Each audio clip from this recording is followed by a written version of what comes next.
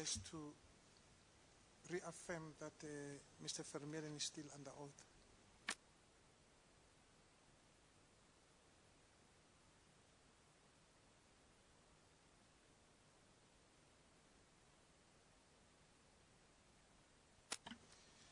Thank you, Chair. Commissioner Musi. Mr. Vermeulen, just to refresh you, to remind the Commission where we are at the stage where we have 4 remaining bidding countries: France, Germany, Italy, Sweden. The RFOs are back. You have testified that the RFOs are a commitment. We are adjudicating. Consequences have to arise from the process of the RFOs. We're engaged in a program where we process the value systems of the RFOs. That's where we are. Am I right? Yes, Chair, that would be correct. Now, we were on page 7 of your, I beg your pardon, page 8 of your slides. I would like us to go back there.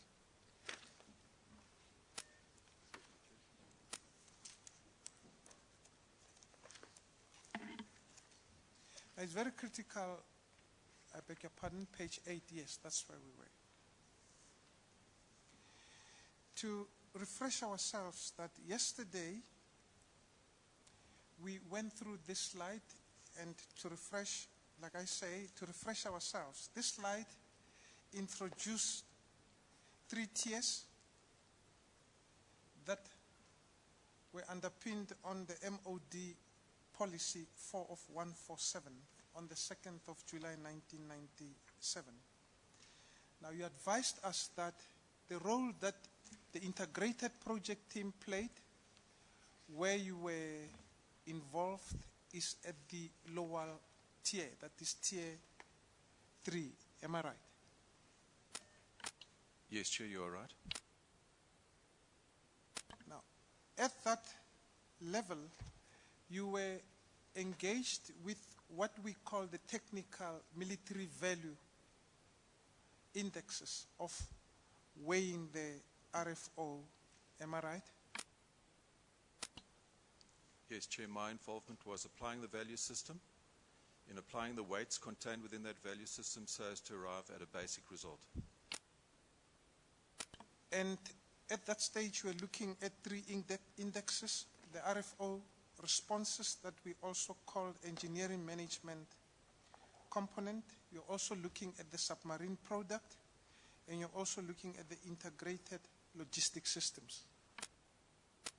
That would be correct, Chair.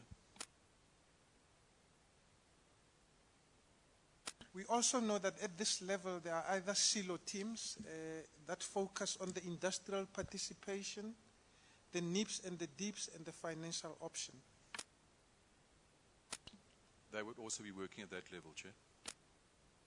But your role is on the technical military value side, and that has been confirmed. Yes, I can confirm that, Chair. Now, you told us that where you were involved on the technical military side, you came with a basic evaluation scores, results, that were submitted to a team that we were calling the moderator team. That's correct, Chair. Chair, the project officer who forms part of the IPT would have been in possession of all those results so that he could consolidate those results into his RFO evaluation report. And I don't know why yesterday we kept on referring to Mr. Howell instead of Rear Admiral Howell, who was part of that moderation team. Am I right? Yes, Admiral Howell, who was Director Naval Acquisition at that time, he played the role of moderator in that exercise. And he was in that moderation team with Commander Reed. Is that correct? That is correct, Chair. Now, thank you. Chair, at this stage, we would like you to look at the bundle that we handed to you, the bundle that created controversy the previous week, we call it the critics bundle. It's called the declassified documents bundle, not the critics bundle. We're going to request you to look at this bundle jointly with the critics bundle, but let's start with the declassified documents bundle.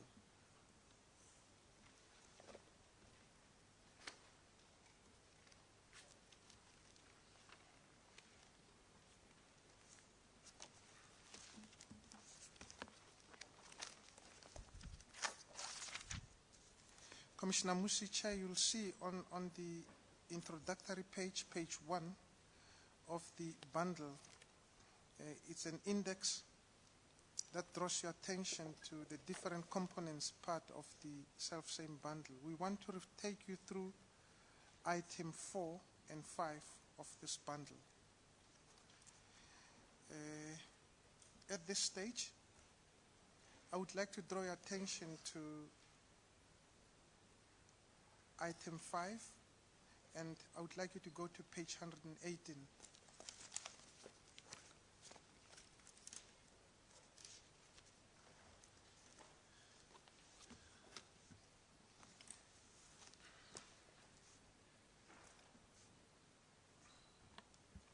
Are you at page 118, Mr. Vermeulen? Yes, I am. Yes, I am, Chair.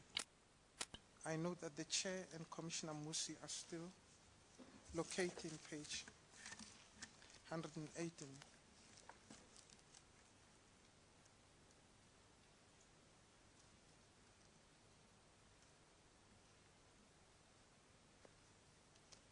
I'm waiting for direction from the commissioners whether they are at page 118. Thank you, commissioners.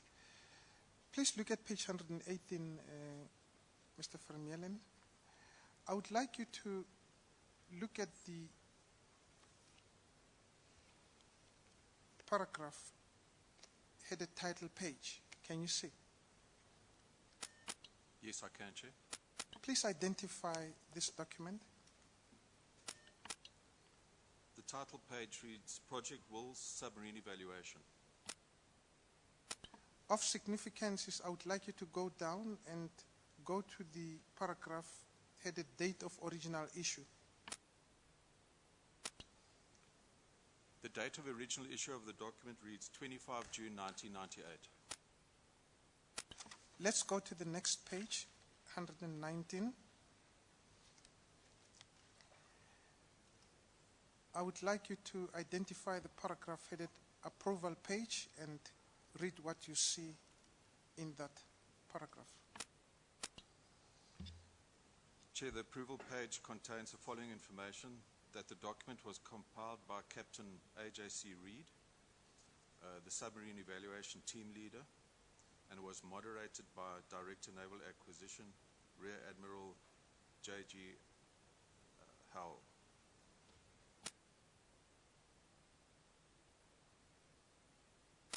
Now, in simple terms, how would you qualify this document if you were to talk to it?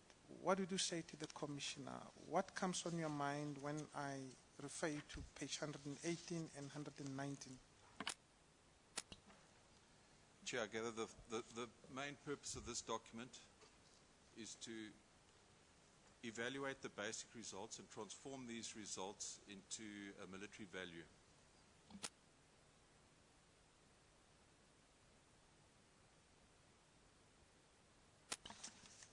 I would also like to draw your attention to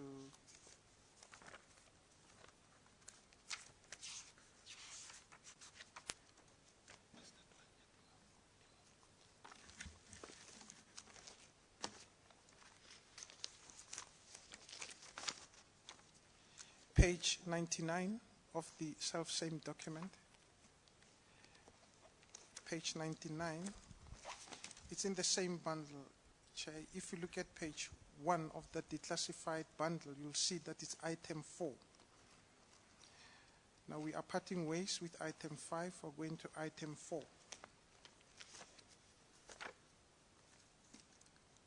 Are you at page 99, Mr. Vermeulen? Chair. I know that the chair and the commissioner are also at page 99. I would like you to identify this document with the title page. Look at the paragraph headed title page. Chair, the title of the document reads Project Wills, Value System for the Evaluation of the RFO. I would like you to go down and read the paragraph date of original issue. The date of original issue reads 26 March 1998. Please turn to page 100. I would like you to read the colon paragraph headed approval page and everything written in there. Chair, the approval page reads that the document was compiled by Mr. G.W. de Monk, who was the project engineer at that time. The responsible party was signed by Commander A.J.C. Reed, who was Project Officer, Project Wills.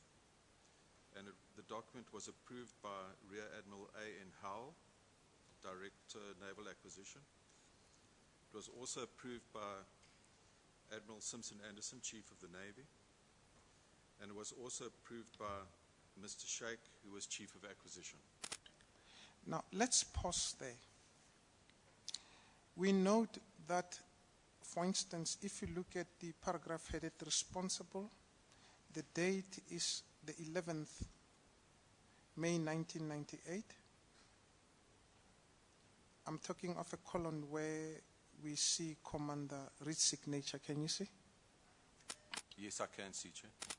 Just below that, there's also the paragraph headed approval. The date is 11/5/1998, and the signature is that of Rear Admiral Howell.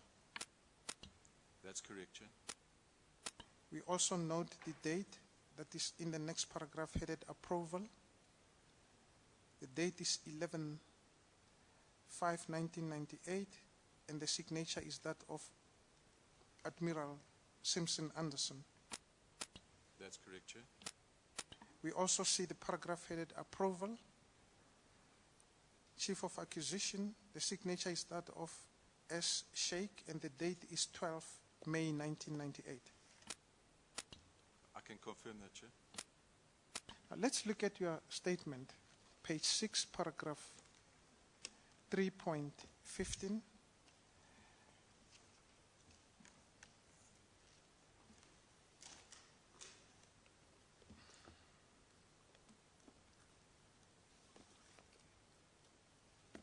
I would like to complete this picture by reading what your statement alludes to.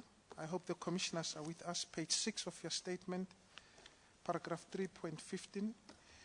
The technical evaluation of the offers was done using the RFO value system prepared on the 26th March 1998 by Mr. Gregory de Mink, who was the appointed SA Navy project engineer at that time. Now, this page talks to that. Am I right? Yes, it does, Chair. Let's read further. The value system was approved on the 12th May 1998 by Mr. Chippy Shaik, Chief of Acquisition, Rear Admiral Anthony Howell, Director, Naval Acquisition, and Vice Admiral Robert Simpson Anderson, Chief of the SA Navy. Yes, Chair, that's correct.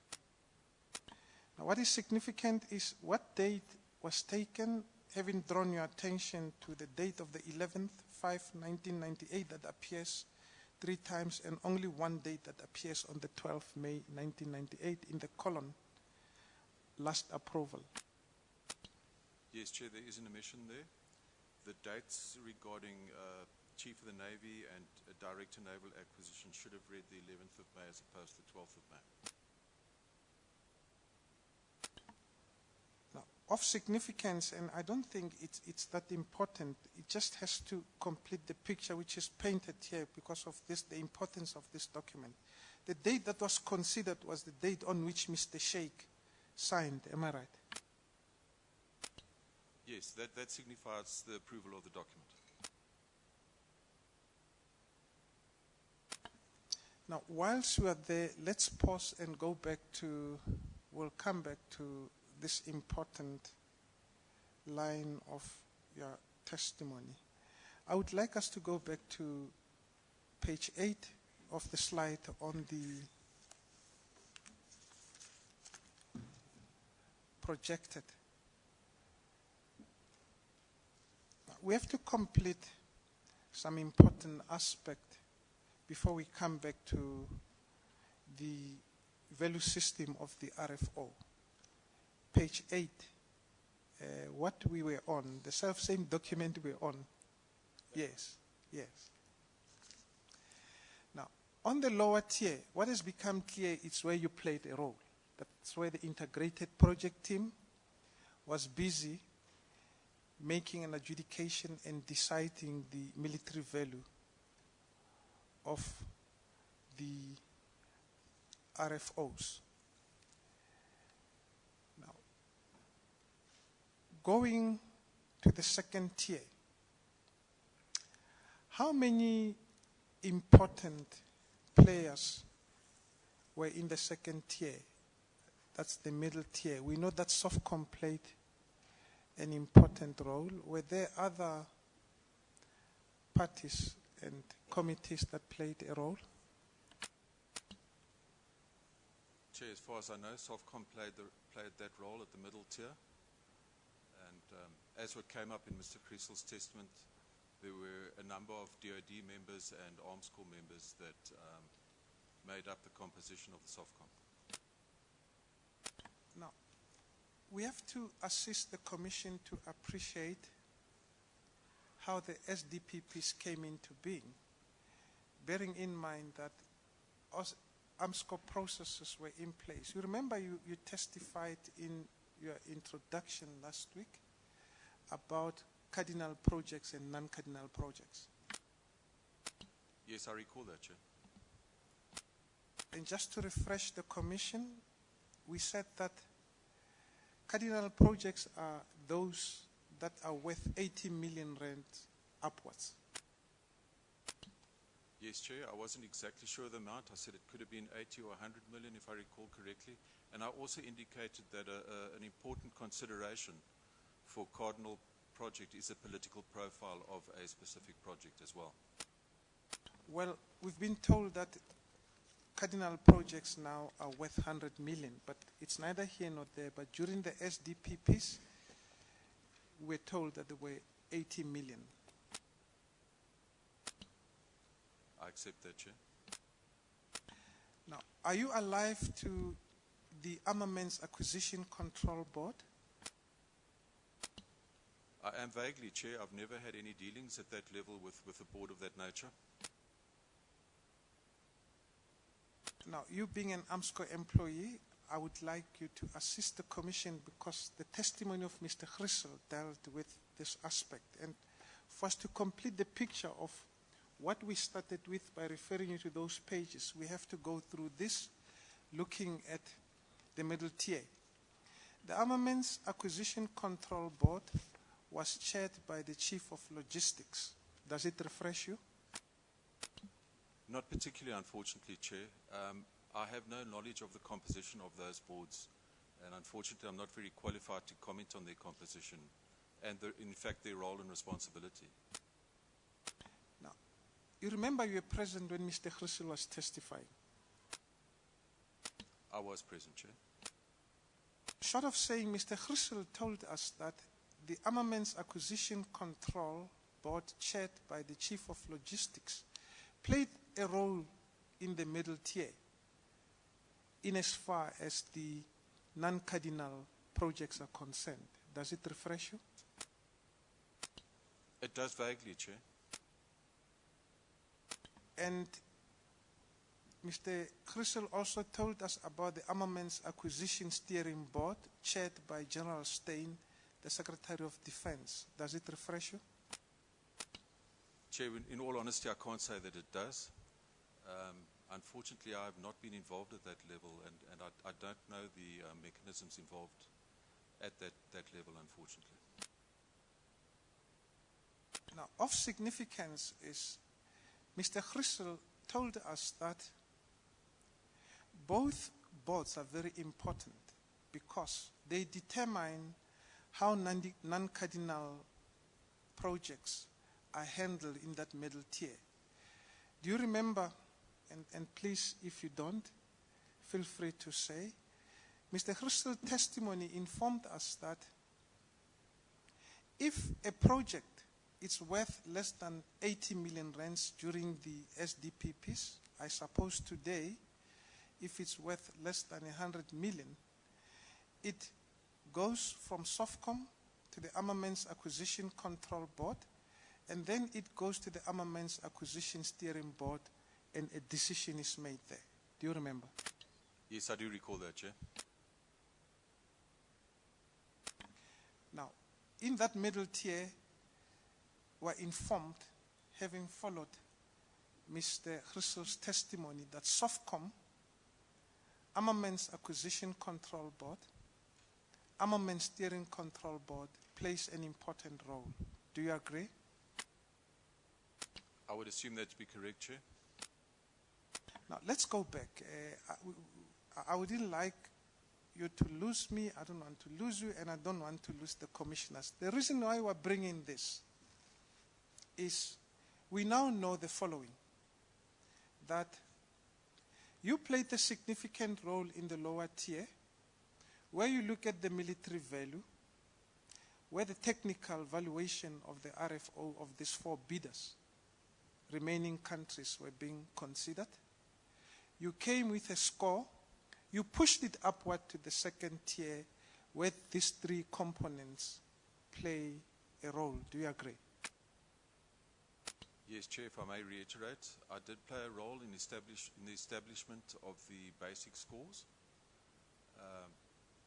My colleague, the project officer, then took those as an input to his RFO evaluation report, which drove out a military value, and that was in turn submitted to the SOFCOM for further evaluation.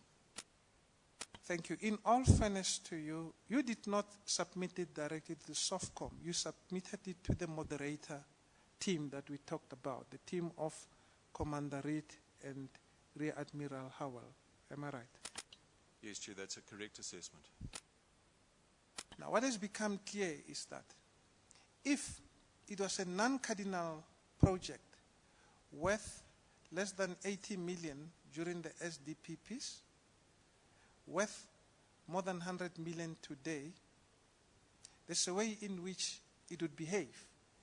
Because of the 3 role players in that middle tier, SOFCOM, Armaments Acquisition Control Board, Armaments Acquisition Steering Board, it would just end there. Do you agree? Based on what you have outlined, that would appear to be correct, Chair. Now, we just want the Commission to appreciate these 3 important tiers, because the significance of the previous pages we read to you in the declassified bundle is going to appear clearly to them when they appreciate where we are going now. Let's come nearer home. The vernacular is we're dealing with the SDPPs. It's over 100 million. Am I right? That's correct, Chair. That's the reason why it pushes up, isn't it? That would be right. Now, it pushes up to the upper level, upper tier. We'll call it level 1, cabinet level. Is that correct? Yes, Chair, that would be correct. Now, let's look at the players in that upper level.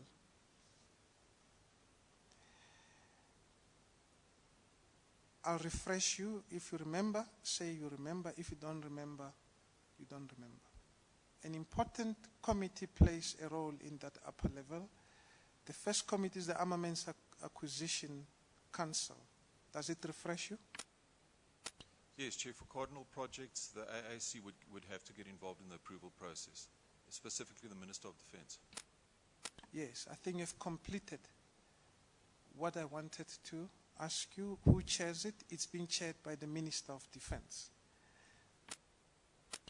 Quite so, Chair. At this stage, the executive, the politicians, permit me to say, the decision-making powers at government level play a role, isn't it? They play a vital role, Chair. There's another committee also, they were pushing it up within that upper level. called the Committee of Cabinet Ministers. I'm not familiar with that organization, Chair. Let me refresh you. During the SDPPs, that committee was chaired by Deputy President Mbeki. Does it refresh you? Yes, it does. And the composition of that committee consisted of, because it was a committee of cabinet ministers, it consisted of the Minister of Department of Trade and Industry, who was then Mr. Alec Owen. Does it refresh you? Yes, Chair. It also composed of the then Minister of Finance, who was Mr. Trevor Manuels. I do recall that. It also composed of the Minister of Public Enterprise.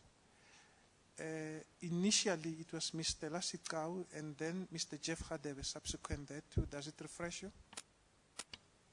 I would have to guess at that one, Chair.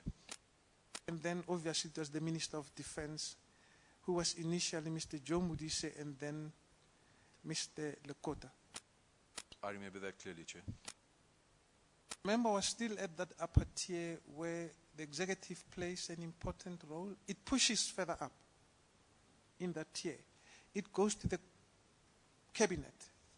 Does it refresh you? Yes, Chair, it does. And during that time, the head of the cabinet was President Mandela. I remember that, Chair. Now, that completes the picture. I suppose the Commission starts to appreciate the role that you played at the lower tier, where you part ways with the significance that the integrated project team played by presenting those basic scores in the technical evaluation, that is the military value of these RFOs of these 4 countries. The moderation team took it, and they took it higher. From there, you do not know what happened. That would sum it up, Chair.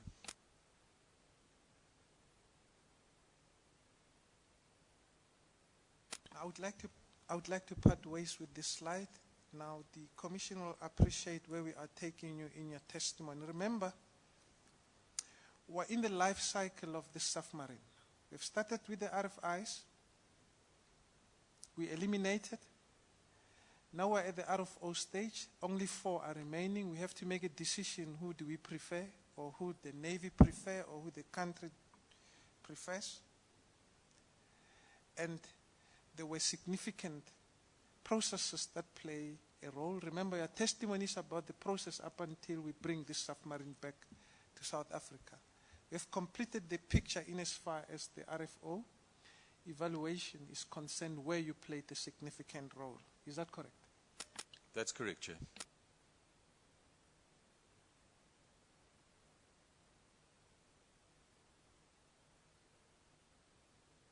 Now, we're still on the declassified documents.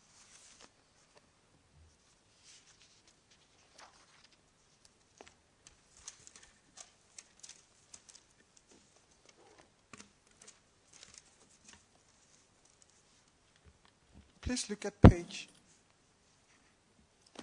99.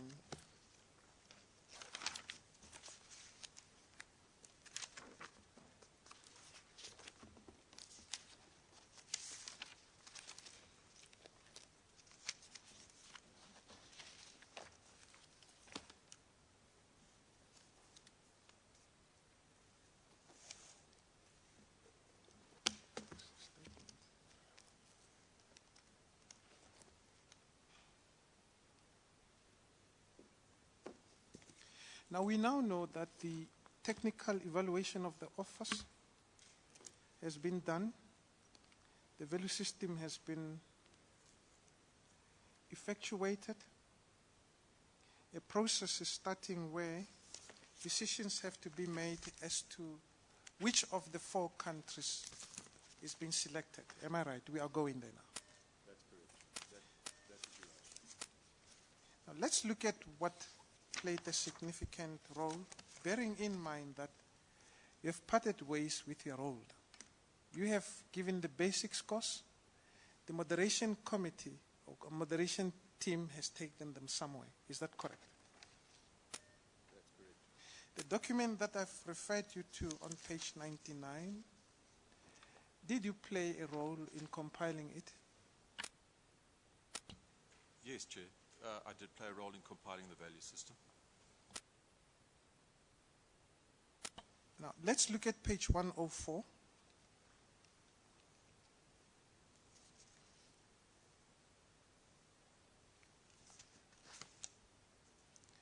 We are going into the nitty-gritties of the derivation of the value system to understand why we chose one above the other.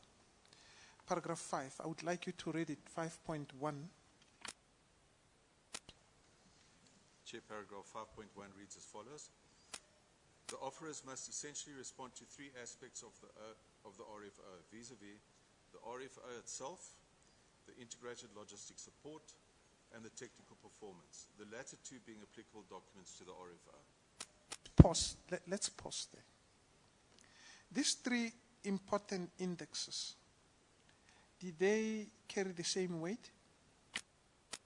No, Chair, they didn't. They were weighted.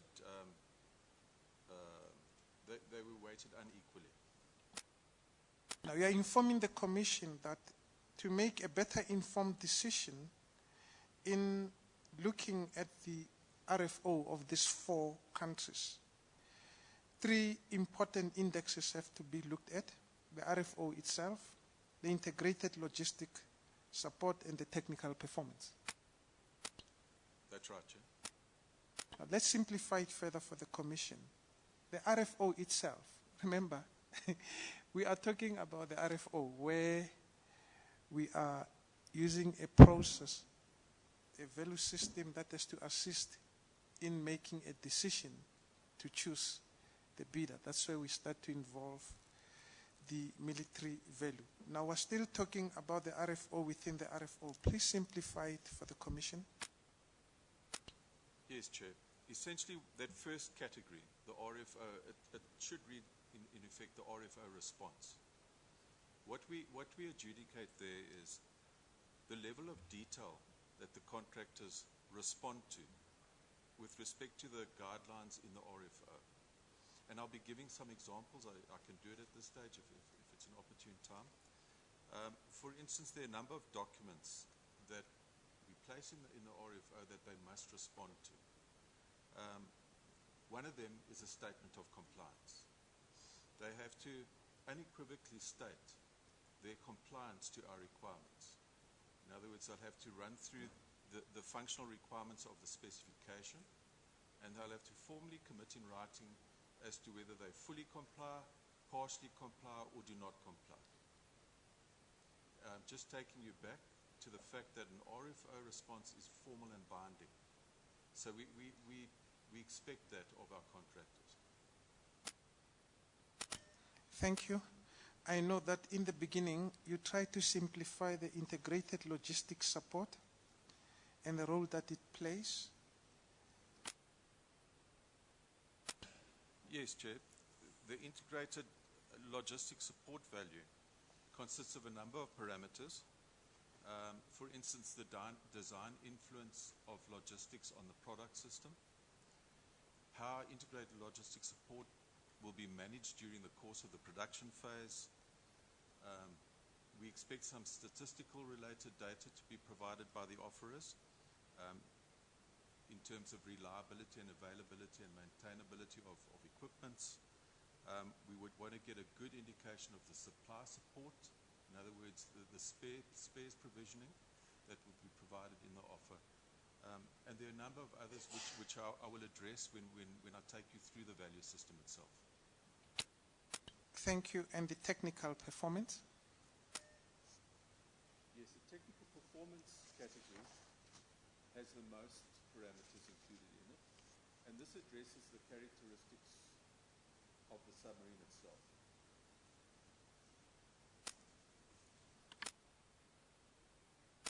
Thank you. And then let's complete paragraph 5.1. It says the latter two being applicable documents of the RFO. What does that mean? Chair, what that means is in the RFO there were a number of annexures and this included the functional requirements specification, which also included the ILS logistics support requirements. Now, I'm not going to take you through paragraph 5.3. For you to appreciate it, let's read what 5.2 says. These three aspects of the offer are mutually exclusive and collectively exhaustive, but are obviously not of equal weight. Now, explain to the Commission.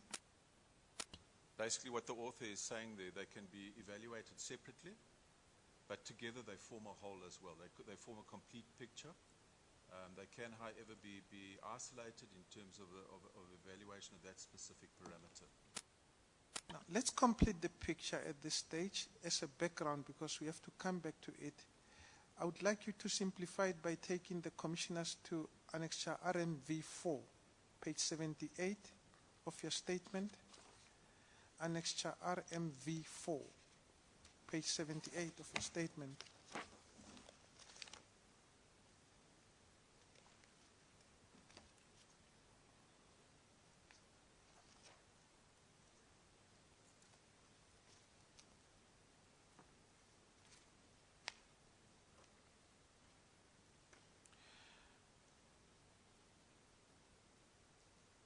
The commissioners will draw attention to whether they have got the page 78. Okay.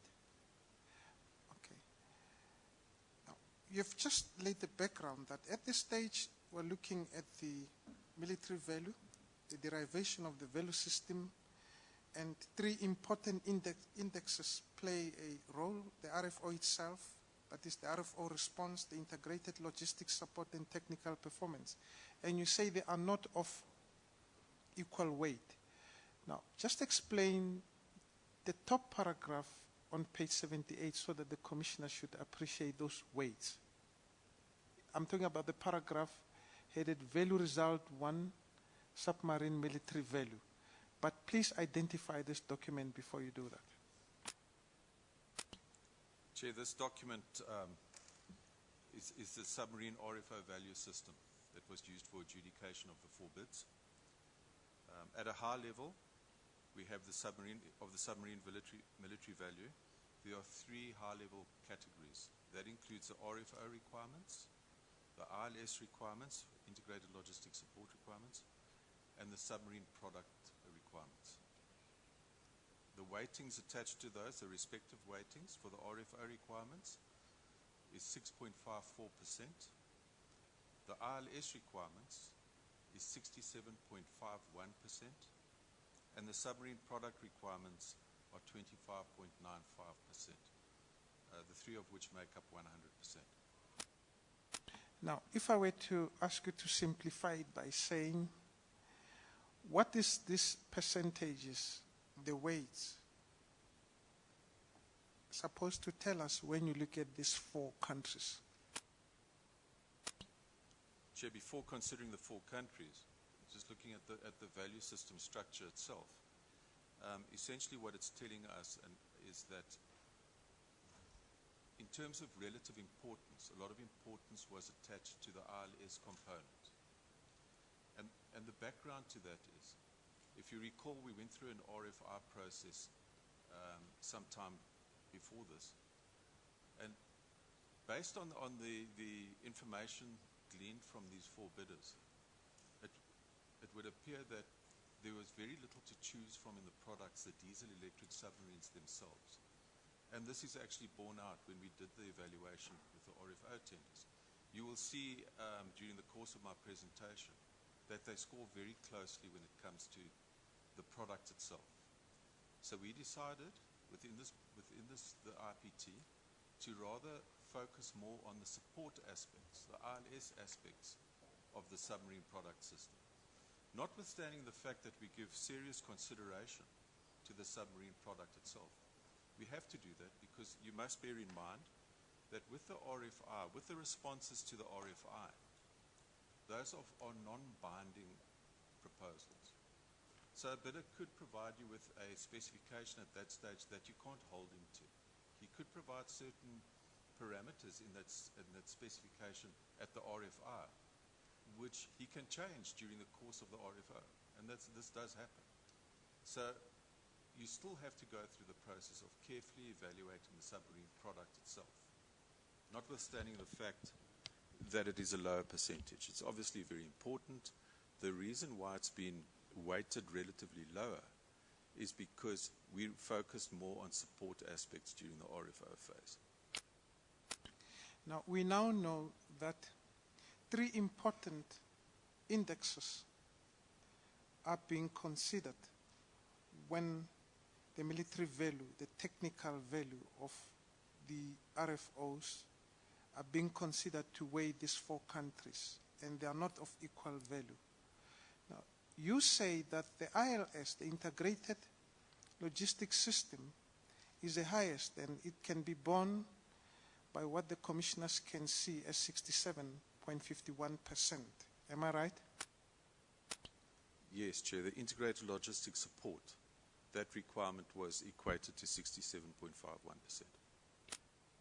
Now, you mentioned that support is more important than performance in as far as looking at the 4 countries is concerned. It means we're looking at the submarines from these 4 countries.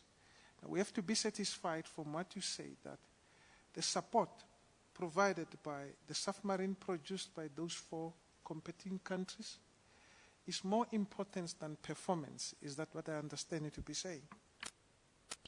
Chair, it is, but you have to see that in context of the information gleaned during the RFI process. Obviously, the submarine itself is of vital importance. But at the RFO stage, we rather focus more on the ILS component because we had a very good idea from the RFI of what the submarine product system would look like. And of course, we confirmed that during the RFO process with the bids. It was a question of focusing more on ILS, on integrated logistics support, at this stage of the adjudication. Now, let me understand. Looking at page 78, the 3 indexes, the RFO requirements, from what you say, relates to performance. The submarine product requirement relates to performance. And the ILS requirement, which takes 67.51%, relates to support. Yes, Chair, if I could summarize that in my own words, if possible. The RFO requirements relates to the manner in which the shipyard would conduct the production phase, essentially. It provides you with a level of information which you can evaluate in terms of how this shipyard will manage the production phase. And I'll go into that in more detail and give you specific examples at the opportune time. Integrated logistics support, that relates directly to how this product will be supported post-delivery. And then, of course, the submarine product requirement relates to the product, the submarine itself, and that will apply during the life cycle of the submarine, which in this case is designed for a 30-year period.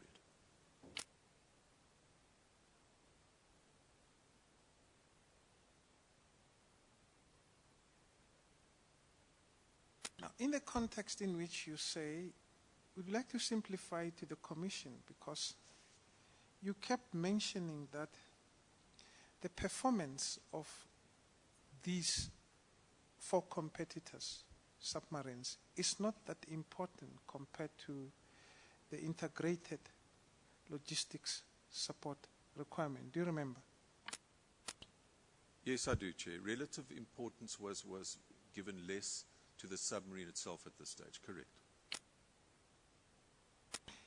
Now, I understand you to be saying the ILS focuses on that which assists the support systems of the submarine once it has left the manufacturer.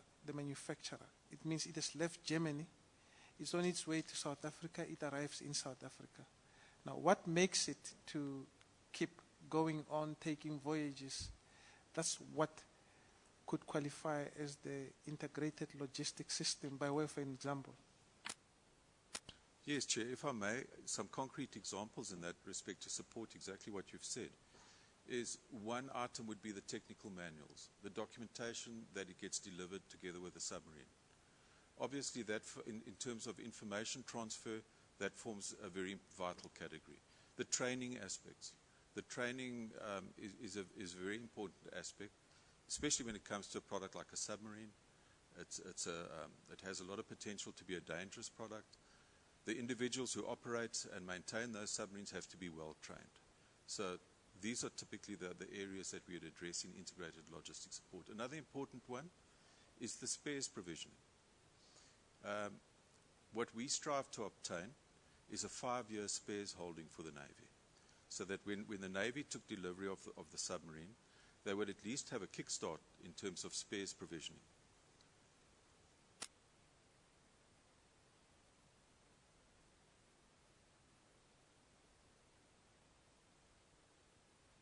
Now, paragraph 5.3, I don't want us to spend time. I think you've laid the foundation. We may come back to it later. The RFO addresses matters such as, I think you've given examples. Is there one that you'd like to simplify amongst now we're focusing on these 3 important indexes that qualify the military value, the RFO requirement, the ILS requirement, the submarine product requirement. Just give practical example to address the RFO. Remembering that it only counts 6.54%.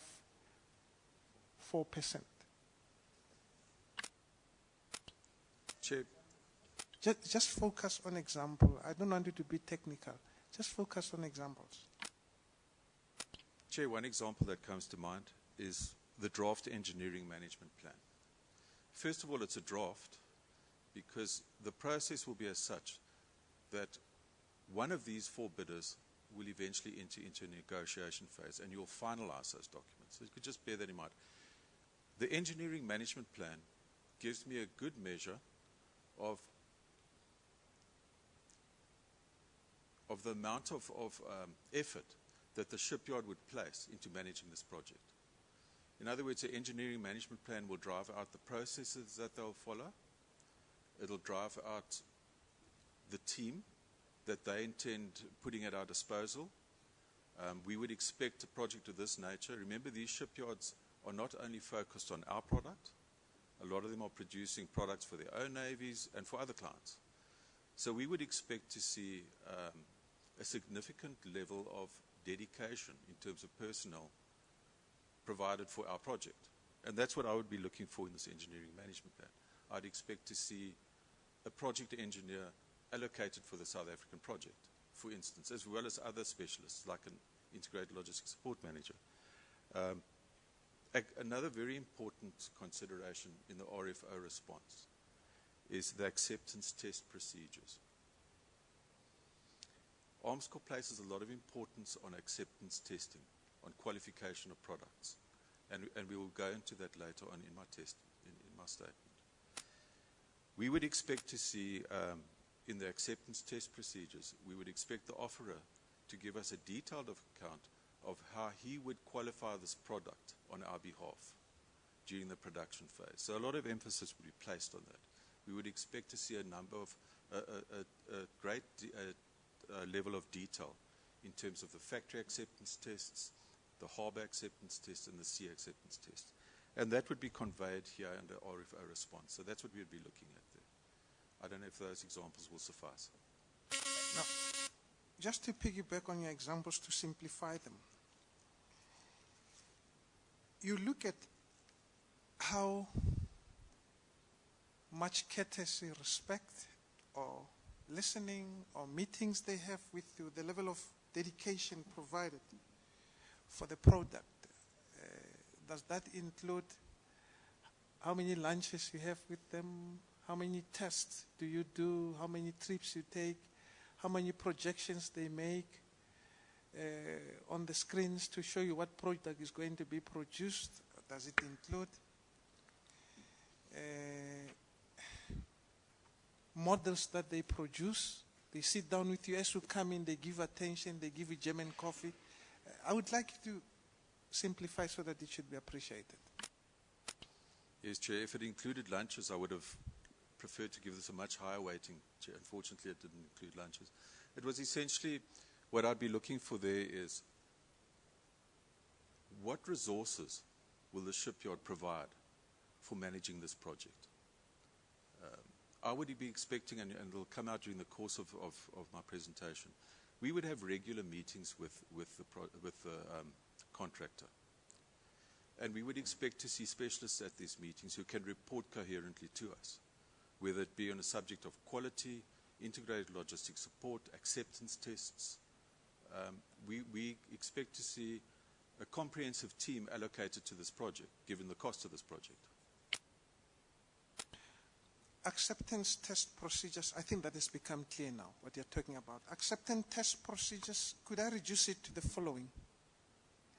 The product is done, it's still in Germany. Was it in Hamburg or Kiev? There were 2 shipyards involved, which make up the German submarine consortium. The one shipyard, the junior shipyard, was known as Nordseewerke, and the senior one was Huvals Deutsche Werft. Huvals Deutsche Werft was based in Kiel, and ThyssenKrupp was based in a town called Emden, which is near the Dutch border. Now, at this stage, are you looking at the following? How many times they take the product? Remember, the product is produced, I suppose, to the ocean to test how deep it goes into the thick of the ocean, its stealth, the sea test, the acceptance test. It's at the harbor. They also look at it. Is that what you're talking about? Yes. Chair, I intend going into a fair amount of detail on the acceptance tests. Perhaps at this stage, just to give a broad brush overview. The acceptance test would be a bottom-up approach. We would start before the system is even integrated into the submarine, at the factory level. This could be in South Africa or Germany. Some of our products the subsystems were produced locally. So we'd evaluate, we'd witness all the acceptance tests at the factory. Then once these systems are integrated into the submarine, we would again take part in the integration tests at the harbor acceptance test when the submarine's alongside. And then ultimately, we would carry out sea acceptance tests. So you'll see it's a bottom-up approach towards qualifying this product. Thank you. Next is, I think I've simplified to the Commission, page 105, the integrated logistic support management. Short of saying, the submarines are back in South Africa. You look into the future, whether there are spare parts that would support them and make them to take voyages and serve the purpose for which they serve. I think that's an example that comes on my mind. That's very clear, I suppose. Yes, Chair, that is what it's all about.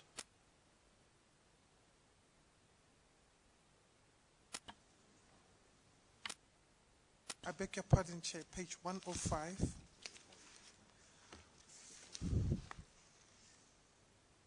Of the declassified bundle. I beg your pardon, Chair. I beg your pardon.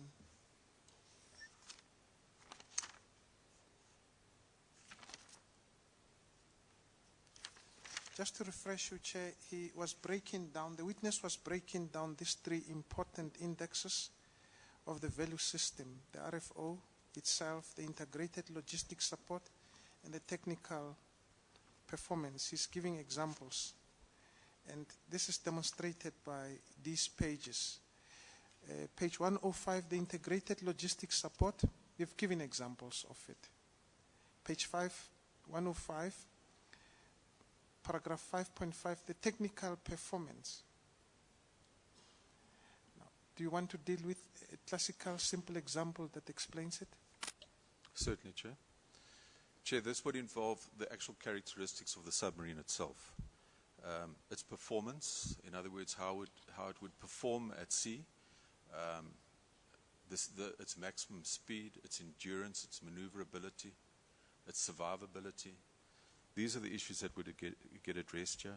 The combat system, the combat output, in other words, how many torpedoes it can carry, its weapon capability, Stealth capability comes into this. Obviously, a submarine is inherently a very stealthy product. Its survivability is very dependent on its ability to remain undetected. Habitability. The submarine has to perform lengthy missions. I'm sure my Navy colleagues told you the mission durations of a submarine. It's a very confined space. It has a complement of 30 crew members. So you've got to provide a good measure of habitability so these people can be comfortable. So these are typically, it's a broad variety of parameters that are included under the submarine performance. At the bottom of page 105, there's a paragraph headed Note. I would like you to read it and explain it to the Commission. Please read the first sentence, the paragraph headed Note. Chair, this note reads as follows. The evaluation of the technical performance is based on the value system used for the RFI evaluation, except that the assessed categories have been reduced from 11 to 8. The logistic type implications have now been included in the integrated logistic support matters. Just simplified, how do you talk about the evaluation of the technical performance, which is based on the value system used for the RFI evaluation when you're talking about the RFO evaluation? Yes, Chair. If you recall, at the RFI stage, we also had an RFI value system. And we built on that. Essentially, when we looked at the RFO value system, we didn't start afresh. We saw what we had done there. We saw that worked well. And we did a bit of consolidation and improvements. We restructured the document slightly based on hindsight experience during the RFI phase. So it was merely a bit of housekeeping more than anything else, than anything more significant than that, just to make it a more robust document and a more usable document. Let's go to page 106 of the same bundle, Chair. The classified documents bundle, page 106. Paragraph 6, modus operandi of the value system. We see to the left its first level, RFO, weight factor. In the middle, integrated logistics support. To the right, the technical performance. These three indexes are the most critical at all times when you look at the technical military value. Am I right? That's correct. It plays a major role in the weighting. Do you want to simplify the second level, the parameters to the left, the parameters to the middle, and the parameters to the right? Remember, the parameters to the left, it's RFO. The parameters to the middle, it's integrated logistics support. The parameters to the right, it's technical performance. You are rehashing the importance of these three components that the Commission has to time and again appreciate. You could just take two examples. Certainly, Chair. Chair, at this level, we carry out, in determining the weights, we do what we call a pairing analysis, where you'll take a parameter, and you'll measure that, and this is what the whole team participates in. You'll take a specific parameter, and you'll weigh it off. You'll do a comparison against all the other parameters, and you'll give, if you consider it more important, it'll get a value, less important, it'll get a value. In so doing, you build up a weighting of it. It's basically a forced decision-making process once again, which drives out a result. So you'll take a specific value, for instance, if I can, a contract work breakdown system right at the top. You'll compare it to the ILS elements, and you'll compare it to the submarine performance elements. And you'll do a similar comparison in itself. Within the actual RFO response, you'll do a pairing analysis there as well. So you're continuously weighing off a single parameter against all the other parameters, and that drives out a result. Please go to page 109 of the self-same bundle, the classified documents. Now, up to so far, we've just laid a background to demonstrate what considerations played in as far as the derivatives of the value system is concerned, what three important components play a role that has become clear to the Commission: the RFO, the integrated logistic systems, and the technical performance of the submarine. Now we are looking at team compositions, where the integrated team played a role, where any other teams played a role. Page 109, Chair, paragraph 9. My attention has been drawn that it's tea time, Chair.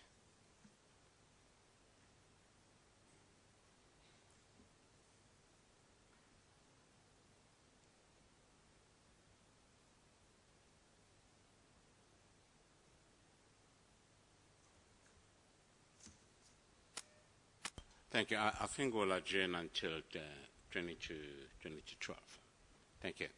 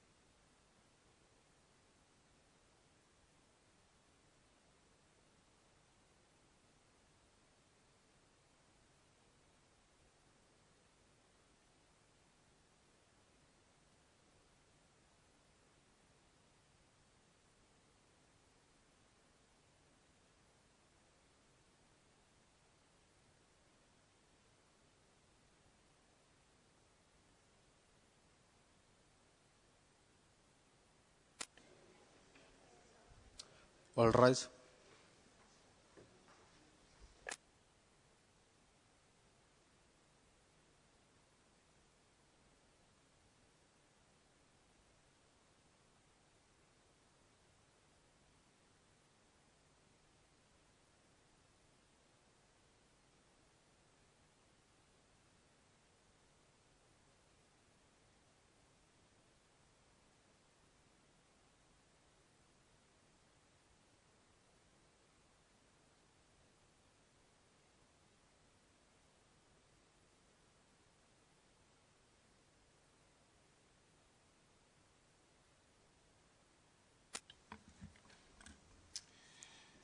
Mr. Vermeulen, before we adjourned, we were looking at the technical evaluation of the offers using the RFO value system prepared on the 26th March 1998 by Mr. De Mung. You remember? And we're on page 109. Having dealt with the derivation of the value system to demonstrate that when the technical military value is being considered, three important indexes play a role: the RFO itself, the integrated logistics support, and the technical performance, and there are different weights being given to them. Am I right? Yes, you're right, Chair.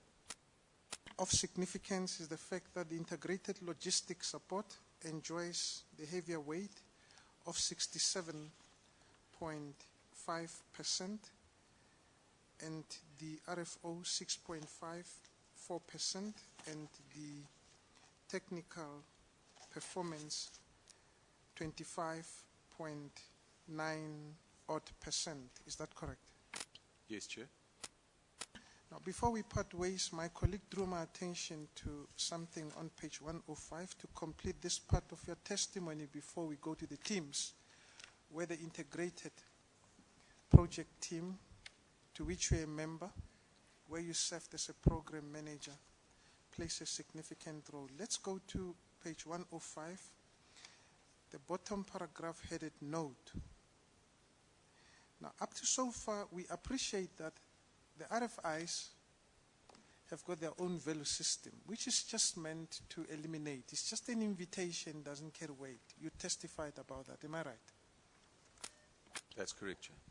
And we know that the RFOs are very important because they assist in the decision making and we use them to adjudicate. Hence, we're at the stage where we have to determine who are we choosing amongst these four bidders from these four countries.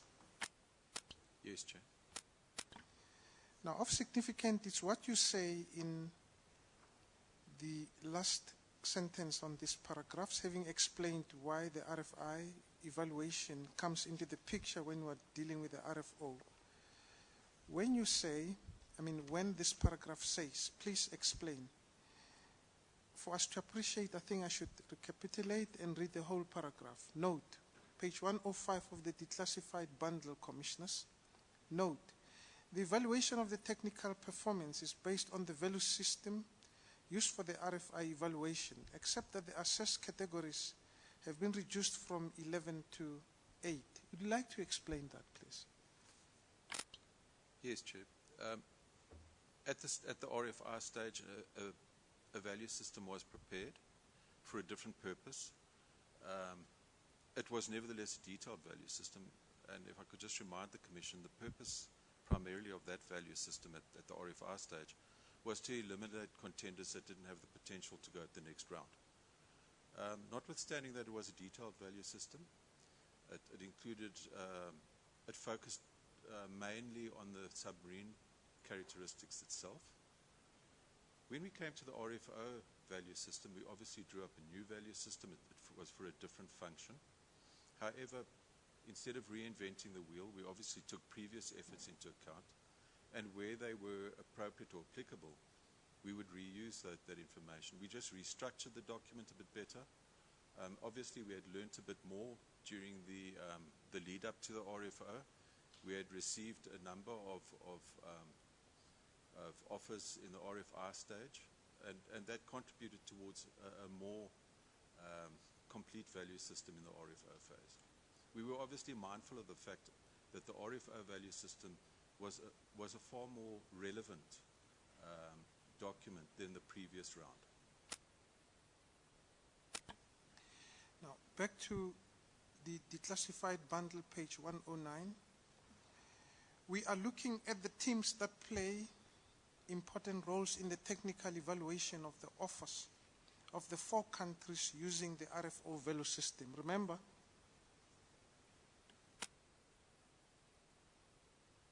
beg your pardon, Commissioners. I'm waiting for Mr. Vermeulen to be comfortable.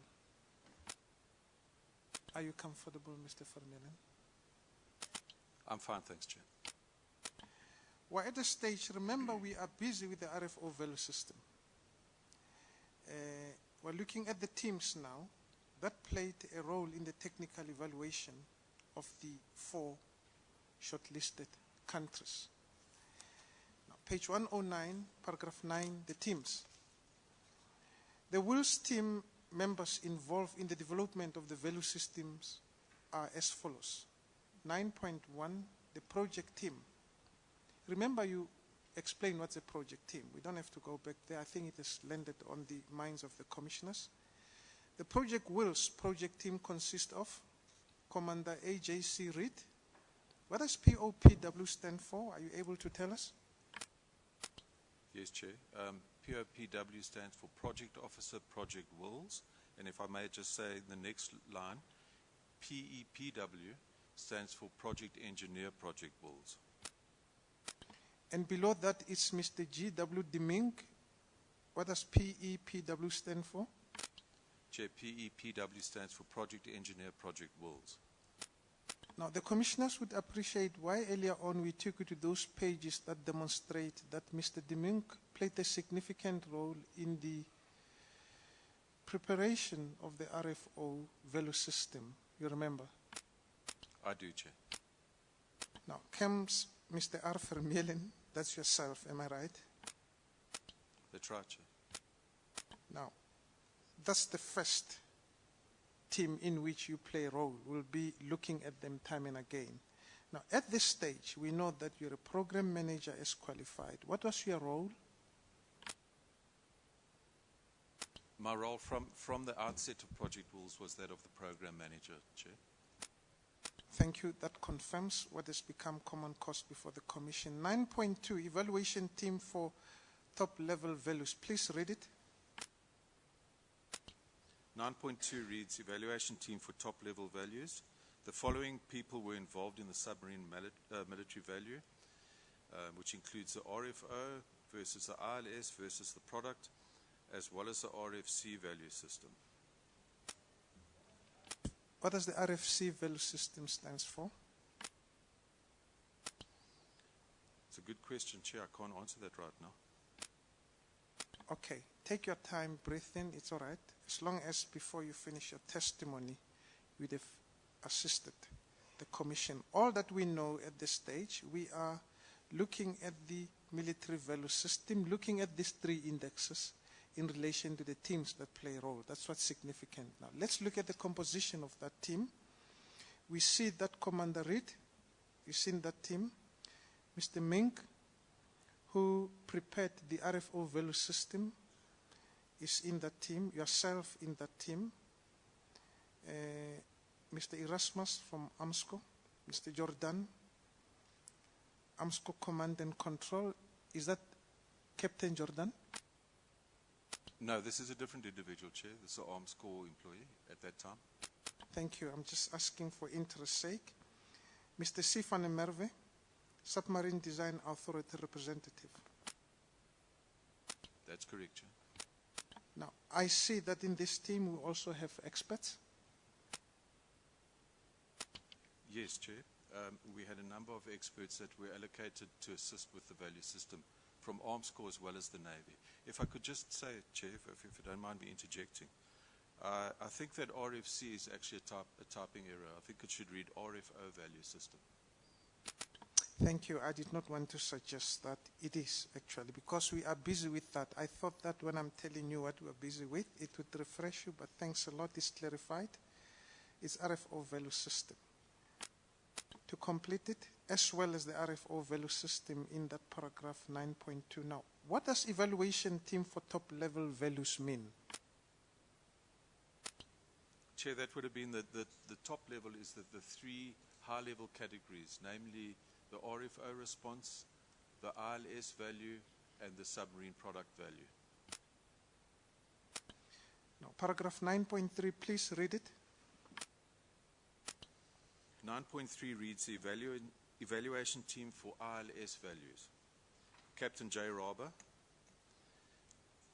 he was a commander of the submarine flotilla. That's what COMS SM FLOT stands for. Commander R. Martin, LOGO stands for Logistics Officer. Mr. G.W. de Monk, PEP-W, the project engineer. Myself, Mr. Erasmus, Arms Corps Logistics. Mr. Jordan, Arms Corps Command and Control, another division within Arms Corps at that time. Mr. Zitzman, who was head of the Submarine Design Authority. And Mr. Karel van der Merwe, who was the Submarine Design Authority representative. I know the importance of experts in this team. Why is that so? Chair, you need a mix of essentially three categories of personnel to assist with this exercise. You need the project team, obviously, dealing with the program. You need technical experts, you need logistics experts, and you also need operational experts. 9.4, evaluation team for technical performance values. The composition is Captain Rebe again, Commander Martin. Now, what does COMS FLOT stand for? Captain J. Rabe. Is it Rabi or Rabe? R-A-B-E? It's Captain J. Raber, and he was a commanding officer of the submarine flotilla. That's what COMS SM FLOT stands for. Thank you, Commander Martin. Logo? What does logo stand for? Commander Martin was a logistics officer, and that's what LOG-O stands for. That's De Mink. We know De Mink, that's yourself. And Mr. van der Merwe, we've already qualified him. We know that you're almost in all the teams. That would be correct, Chair. What qualifies you to be in all the teams? My role as a program manager, given my portfolio, would force me to be involved at those levels. Well, the Commission would appreciate why we spend a lot of time asking you to simplify what's a program manager. Thank you. It's becoming clear now. 9.5, evaluation team for submitted offers. Please read the composition of that team. Rear Admiral Howell, Director Naval Acquisition. Commander Reed, Project Officer, Project Wills. Mr. Zitzman, who is Acting Project Engineer. If I could just elaborate on Mr. Zitzman's position at this stage. Mr. de Monk, the original project engineer, was involved in a car accident, and Mr. Zitzman took over at that stage. Myself, Captain Raber, and van der Merwe, D. Erasmus, Arms Corps Logistics, A. Jordan, Arms Corps Command and Control, Commander N. Marais, Submarine Design Authority Weapons Electrical Specialist, and Mr. Dirksen, also from the Submarine Design Authority, Submarine Design Representative. What is significant is that you were part of this evaluation team. I was a part of the team. Did you sign anything? Chair, I've signed a lot of documents. I'm not quite sure exactly what you're referring to. I've got to be careful not to ask you over-inclusive question in relation to the evaluation team. I was following up on you were part of the evaluation team. Did you sign anything? No, Chair. My involvement and my Arms Corps colleagues, as well as a lot of these Navy individuals, We played a role in ensuring that all the parameters had been addressed, together obviously with the flotilla. We also played a role in driving out the relative weighting of the parameters. So those mechanisms we played a role with. The actual value system itself, as you can see, was approved at a higher level within the SA Navy. Now, you remember we initially took you to page 118 and 119 of the self-same bundle. Chairperson Commissioner Musi, declassified bundle. Page 118, just to refresh you, and 119, it is the evaluation report which has been signed by Commander Reed and Rear Admiral Howell. Does that refresh you? Yes, it does, Chair. Now, all members that we see on paragraph 9.5 forming part of the evaluation team for submitted offers played a role in the facilitation of this report. All the members that played a role in the establishment of the value system. This document is the evaluation, the outcome of the value system. Look at page 119.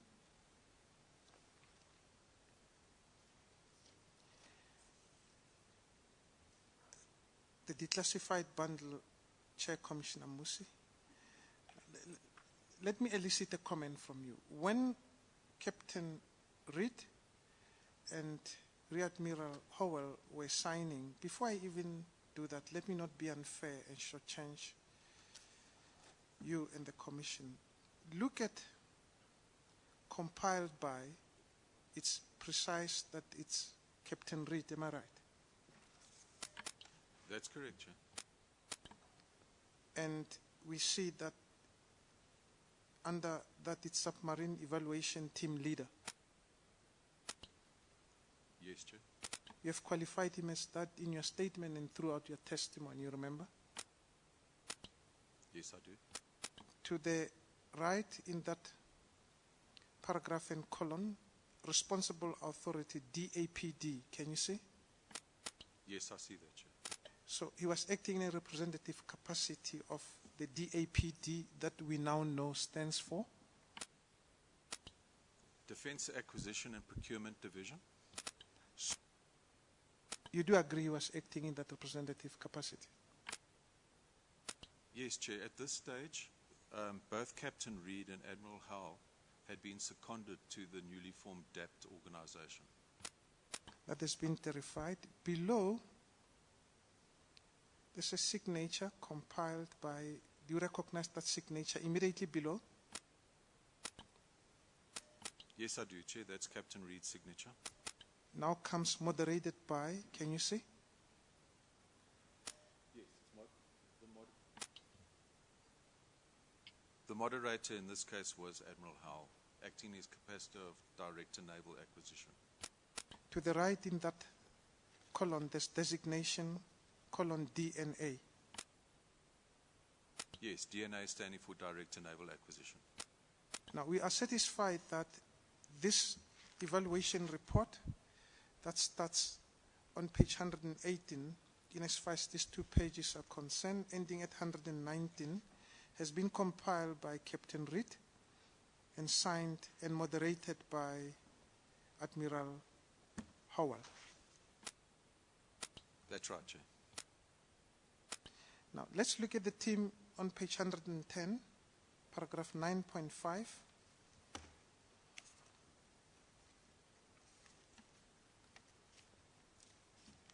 It's still the self-same declassified bundle, Commissioner Musi, Chairperson. We see at the top it's Rear Admiral A.N. Howell, Director, Naval Acquisition, who we now know moderated the evaluation report. And below that, it's Commander A.J.C. Reed, who we now know compiled the evaluation report. That's correct, Chair. At the time of the value system compilation, Captain Reed was still a commander. He was subsequently promoted to captain. And we note that you were part of that team. I was part of that team, Chair. Now, would it be fair, and I'm eliciting your comment here, would it be fair to say Captain Reid and Admiral Howell were signing on behalf of this team? Yes, you could say that, Chair. Let's talk about you. Did you approve this report? No, I didn't approve the value system. I merely provided contributions towards it. What contribution? In the weighting exercise, as well as the parameters.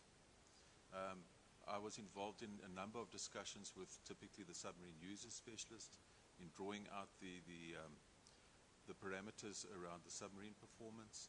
I was involved with discussions with integrated logistics support specialists, ensuring that we had covered the ILS element comprehensively.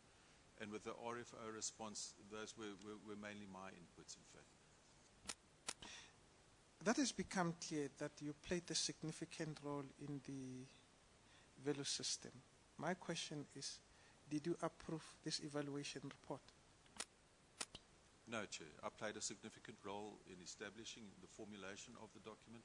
I, however, never approved it. The Navy chose to approve the document. Did you see it before it was signed? Yes, I would have been very familiar with the document before it was signed.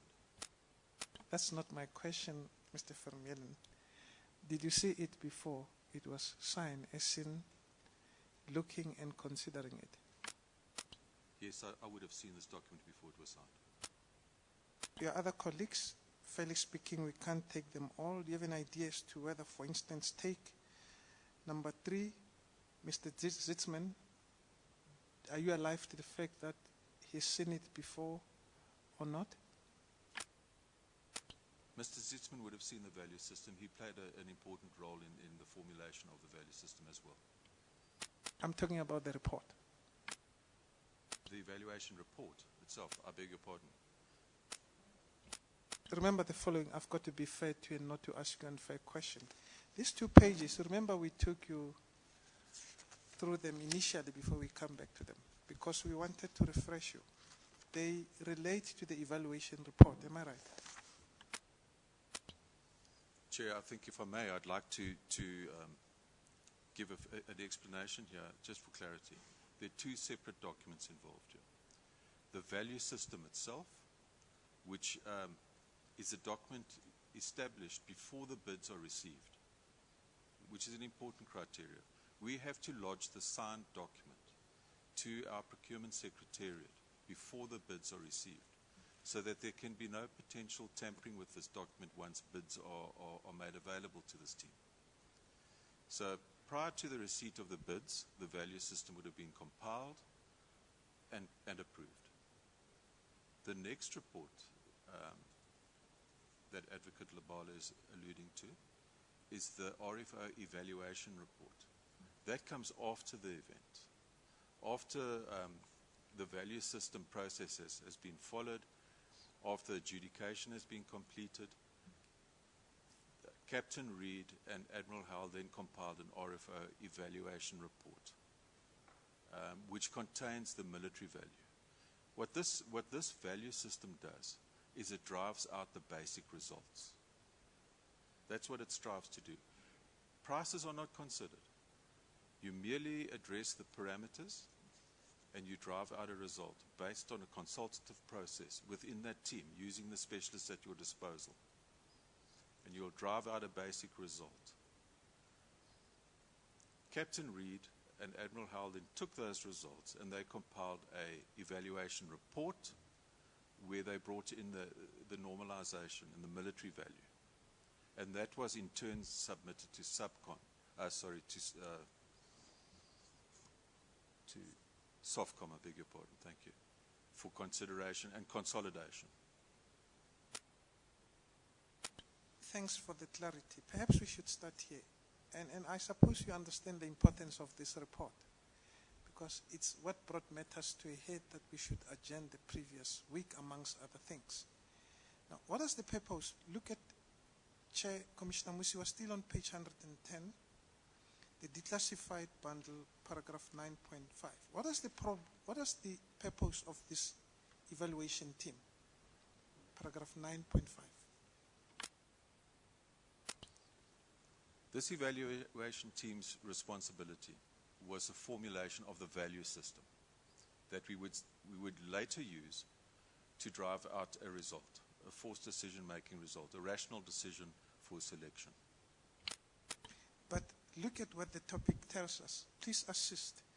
The topic says, the theme of this paragraph says, evaluation team for submitted offers. It does not tell us evaluation team for the value system. It says the evaluation team for submitted offers. The offers have been submitted. No, Chair. The evaluation team for submitted offers, in other words, it's an anticipation of the offers being received. Well, thanks for that clarity. I suppose those who'd like to take that line of questioning beyond, they will assist. Now, I've got to go past this. Let's look at page 119 again.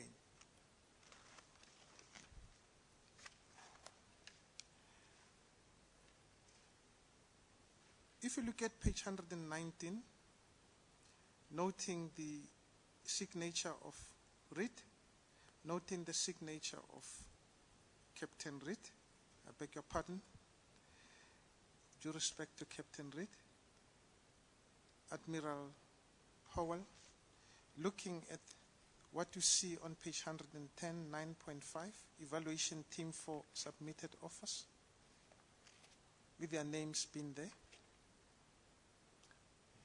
I see you already want to comment. Please comment before I even ask you this question. Chair, it is clear that in the RFO evaluation report, those individuals' names, including my own, do not appear in this report.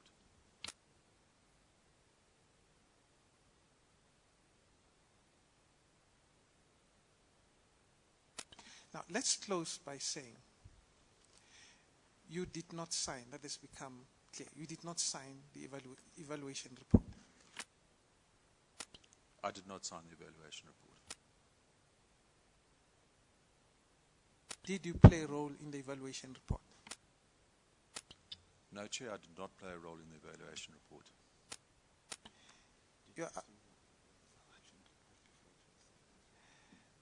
Did you see the evaluation report before it was signed? No, Chair. I, in fact, only saw this document recently when preparing my statement for this commission. Now, let me ask you an unfair question. Please look at page 110, paragraph 9.5. Now, we know about you now, that we did not see, you didn't sign it. Do you have an idea as to whether your other colleagues who are part of this team, you've qualified what that team was doing, what this team was doing, that has become clear? I'm asking you a separate question. Did they see the evaluation report? Yes, Chair, certain of these colleagues participate in the evaluation report. If you read the RFO evaluation report, it's got a number of appendices in which those three categories are mentioned: the RFO response, the ILS value, and the submarine product system value. There's a separate report which forms an attachment to that RFO evaluation. So yes, they were involved with those specific reports, but that doesn't imply that they were involved in the main body of the RFO evaluation report. It doesn't necessarily imply it. They may have been or they may not have been, I couldn't say. But they were solicited to provide inputs to that report in the form of annexures, which you can see attached here. I take it that answers the question, Chair. Did you have an opportunity to discuss the evaluation report with anyone before it was signed? No, I did not, Chair. Let's be specific.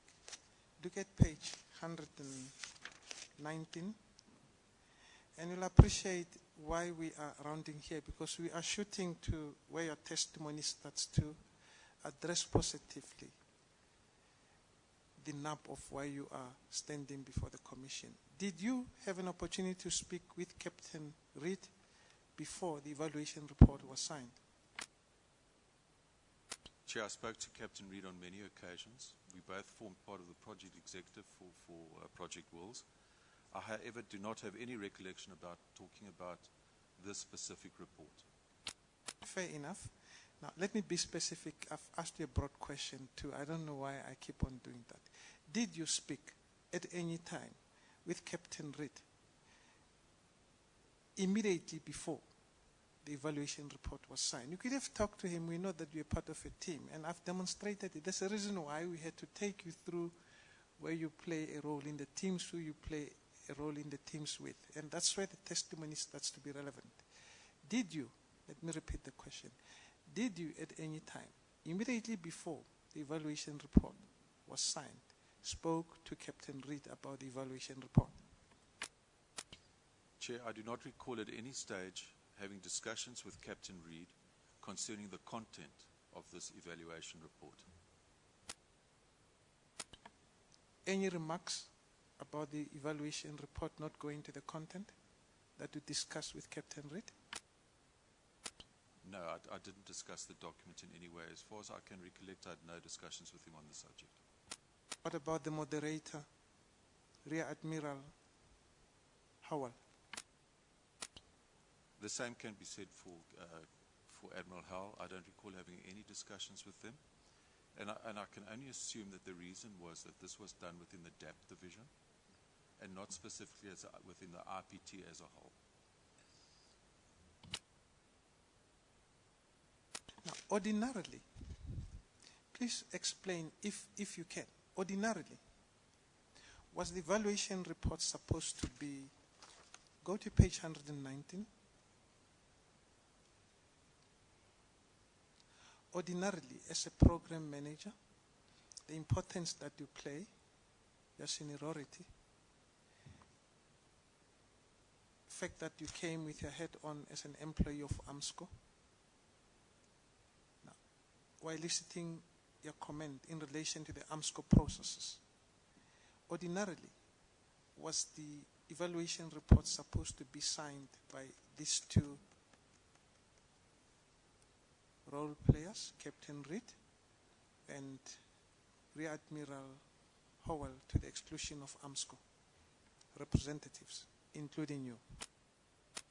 No, Chair. Ordinarily, within the standard processes applied by ARMSCOR, the program manager would have played an important role in signing the value system, together with a process assurer, and that would be submitted to a division within ARMSCOR, and it would be referred to in a submission prepared for the Board of Directors at the appropriate time.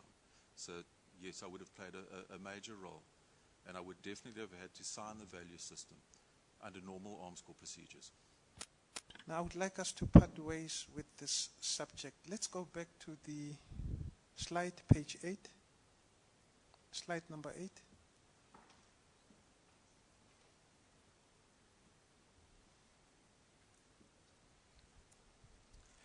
Now, according to your testimony, we know that you're part of the integrated project team looking at the technical value at that lower level. You compiled your basics course.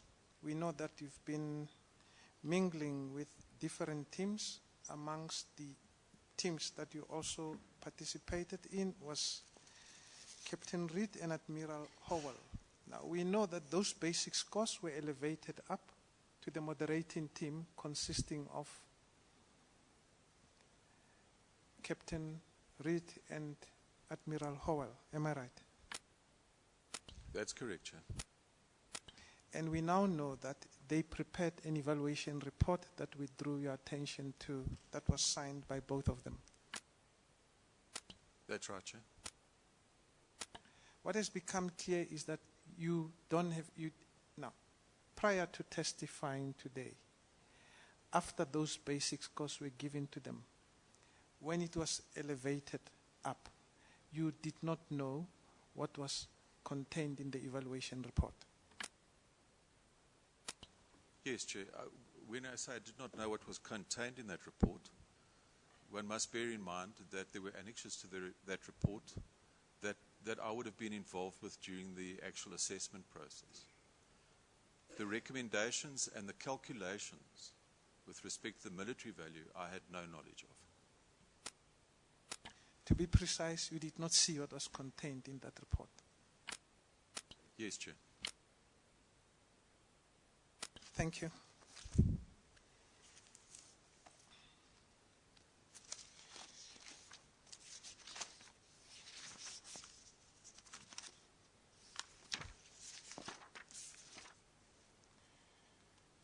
Please look at page 122 of the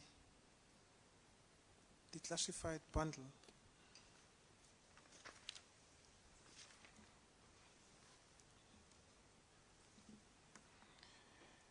Now we are going into the rudiments of the evaluation itself. We've started way back from the RFI to the RFO to the teams, been left with 4 countries. Now we are looking at the processes involved in the evaluation and the methods. Please read the paragraph headed Evaluation. Commissioners, page 122, paragraph 6. This paragraph reads as follows: methodology. In order to fully appreciate the result, the evaluation philosophy needs to be understood. All the proposals were previously found to be technically acceptable to the SA Navy. This was established in the first round, or request for information phase. Thus, in drawing up the value system for this best and final offer phase, the majority of the emphasis was put into ascertaining the logistic support and through-life costing elements that would drive out the cost of ownership and attempt to reduce the acquisition risk. Hence, the weighting of the various elements reads as follows: response to the RFO, or engineering management, 6.54%, the technical evaluation, 25.95%, and the logistic evaluation, 67.51%. Now, what is significant in this paragraph is that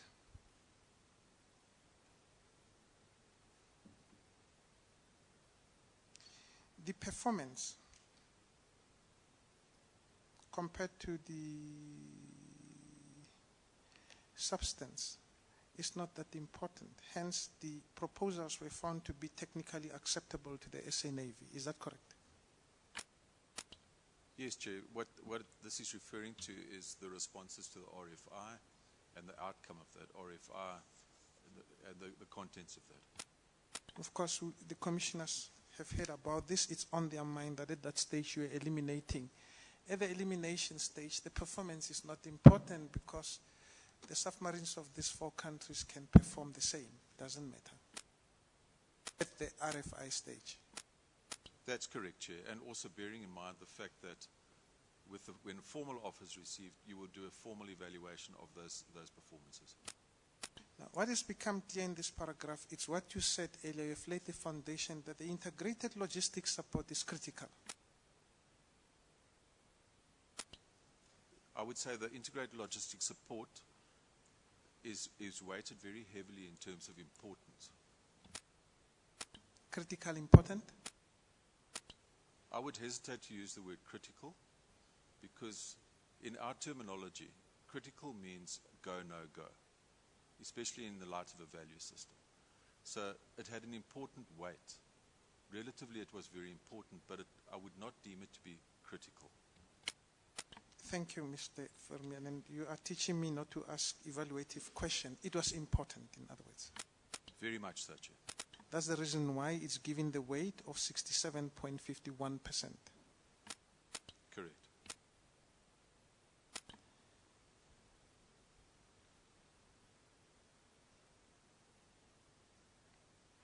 Now, let's read paragraph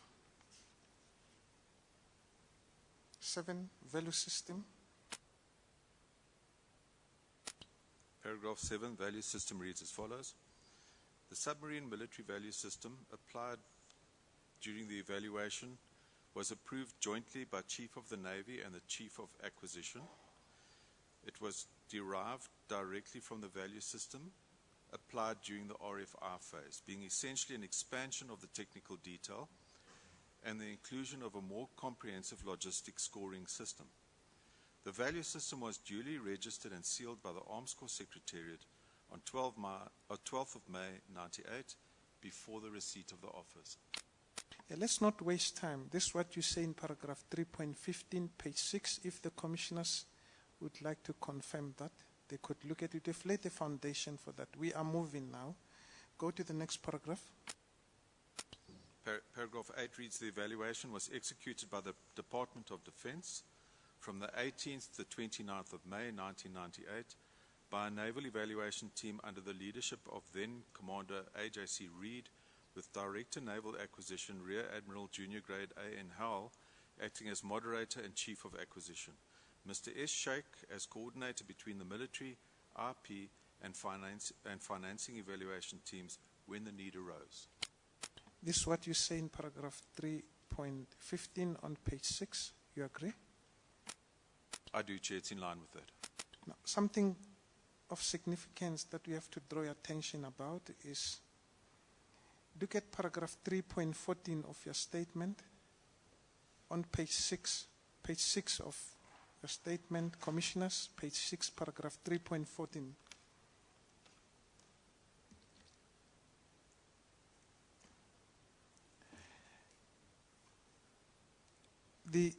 This will be appreciated against the following background. At this stage, 4 countries are shortlisted. We've received their RFOs. We are waiting now, looking at the parameters.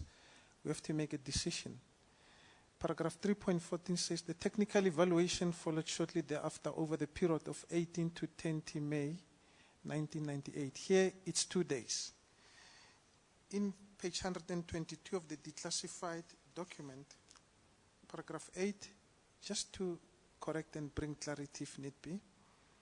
Let me read it again. The evaluation was executed at the Department of Defense from 18th to 29th May. Now, do you want to comment about that? I hope the commissioners are noting what we are trying to do. Here, the technical evaluation took 2 days in your statement from the 18th to the 20th May 1998. In the evaluation report prepared by Captain Reed, moderated by Rear Admiral Howell, it says from the 18th to the 29th of May 1998. Do you want to comment? Yes, Chair. I'm sure that the 18th to the 29th of May would be more accurate. A substantial amount of work has to take place during an adjudication of this nature, and I doubt if we could have accomplished this in 2 days. So I would agree that the 18th to 29th is a more accurate date, and that I made an error in my statement. Thank you, Mr. Vermeulen.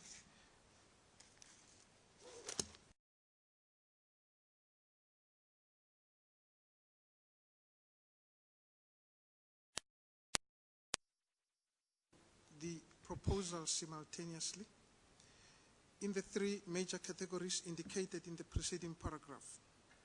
Of course, was still with the military evaluation. The 3 categories is the RFO, technical evaluation, and integrated logistic systems. Where information was scanty or missing, clarifying information was obtained from the offerer through the Arms Corps Procurement Secretariat. Response time was good and generally complete. Each element of the value next page system was thoroughly debated with constant reference to the definitions. In general, the response to the ILS element lacked detail despite a very detailed logistic specification with explicit response information. Now, this is very important. The ILS is very important. It's giving 67.59% compared to the other 2 areas, indexes of technical performance and the RFO. But something is being said here. Would you like to simplify? Let me read it to you on page 123. In general, the response to the ILS elements lacked detail despite a very detailed logistic specification with explicit response information. Please explain. Yes, Chair, we did struggle to get appropriate level of details out of the the offerers, and there is a mechanism in dealing with the offerers which we invoked. Armscor's got very strict instructions in dealing with a project team or program manager dealing directly with the bidder. It's not allowed. So the procedure is to work through a procurement secretariat, and it works two ways. Essentially, I can request further information for clarification purposes, and likewise the bidders can request information for clarification purposes from the client. Either way, you work through the procurement secretariat, and that process took place. We tried to extract more information in certain cases, and we would get responses from the bidders to clarify certain issues. This is a normal process in doing an adjudication of this nature. Let's look at now what brings matters to a head. The performance results. That's where the critics are going to come and tell you that they don't understand why we ended up with the German submarine consortium. They don't understand why Germany succeed. We are going there now. Performance results, that's the heading at page 123 of the declassified bundle. Now, I suppose it's starting to be appreciated where we started, difficult as it is, where we try to explain concept, why these three important indexes are very important, why we kept on spending time so that the Commission should appreciate the RFO value system that get broken down when you go to the technical military valuation where you play the role, why we look at the RFO response, the integrated logistics systems, and the technical performance. Now the puzzle is starting to fit. The vernacular becomes, why did we choose the German submarine consortium? Here comes the issues. Performance results. Paragraph 10, the results of the evaluation of the individual components of the proposals are indicated in the following table. Now, what has become common cause, 4 countries were shortlisted. It was the supplier DCN1, Scorpione, France, German Submarine Consortium, Germany, Fincantieri, Italy, Celsius Kockums, Sweden. Now we see in this column that the 4 countries are there and the different evaluation results that they received. Can you see? Yes, I can see, Chair.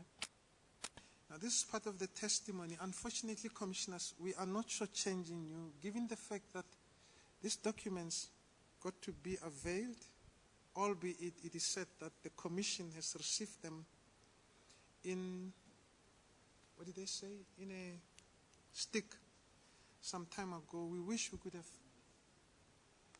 have presented them to you on the through slides, but we have to do with what we have. We didn't have time. We also had to prepare to go through them, and our generous colleagues from Armscor legal team assisted us to appreciate this documentation. Hence, we can't project it on the on the slides and on the board because this is very critical. But let's do with what we have. I'm going to request you to take the Commission through all these important diagram that we see and its headings. Now, what has become clear is as follows. The 3 important indexes are going to influence this result. Those indexes are the technical evaluation, the logistic evaluation, the engineering management, which is called the RFO. Now, let's start with what makes everybody to raise eyebrows. Permit me to say this, and the critics. Let's start with the logistic evaluation, the ILS, and see what the Germans that succeeded got against the other competitors. We know up to so far that the logistic evaluation weighs 67 point. Please assist me. 67 point. 67 point? 67.51. Now, let's look at the results and please put them in the record so that the commissioners should know. Let's see whether on the slides that you gave us, we could. I beg your pardon? My colleague reminds me that, oh my God. My colleague reminds me that there are slides that could probably assist us. I don't remember.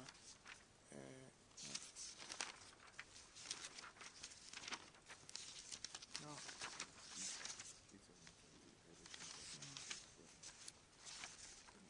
No, thank you. No, there are no slides here. Thank you, Ngolo. There are no slides. Let's deal with what we have. Oh, yes. Okay. I was being short-sighted. My colleague kept on saying that we could use these slides. I'm short-sighted. I will ask you to explain in relation to what we see on page 123. Now, the commissioners will remember the following when you start this explanation, that the three critical areas are the RFO, which talks about engineering management, the technical evaluation, and the ILS, integrated logistics systems. I want to start where it itches most, where the critics say the German submarine consortium got the lowest marks in the integrated logistics systems that we kept on demonstrating that it's very critical and important. Please explain. Yes, Chair. I would in fact be far more comfortable walking this commission through this table that's in front of us on the slide as opposed to trying to interpret the results from an evaluation report that I was not involved with. If I could walk you briefly through this, through these results, and please tell me if I need to provide more detail or whether I need to speed it up. I'd like to draw your attention to the RFO response value. You'll notice the topics under that include a draft contract work breakdown structure, a draft engineering management plan, a statement of compliance, the submarine specification, a draft configuration management plan, a draft quality assurance plan, acceptance test procedures, draft technology transfer plan, and the price breakdown. Sorry. Now, we know that this constitutes 6.5%. Am I right? Yes, it does. Now, let's simplify this for the Commission. We see that the document is headed Submarine Value System Summary Sheet. At the top, it's parameter title. Now, in bracket, it's DCN. Let the Commission know that DCN, it's from France. That's correct. It's Scorpion from France, am I right? It's a Scorpion submarine supplied by the shipyard DCN International. And let the Commission know that GSC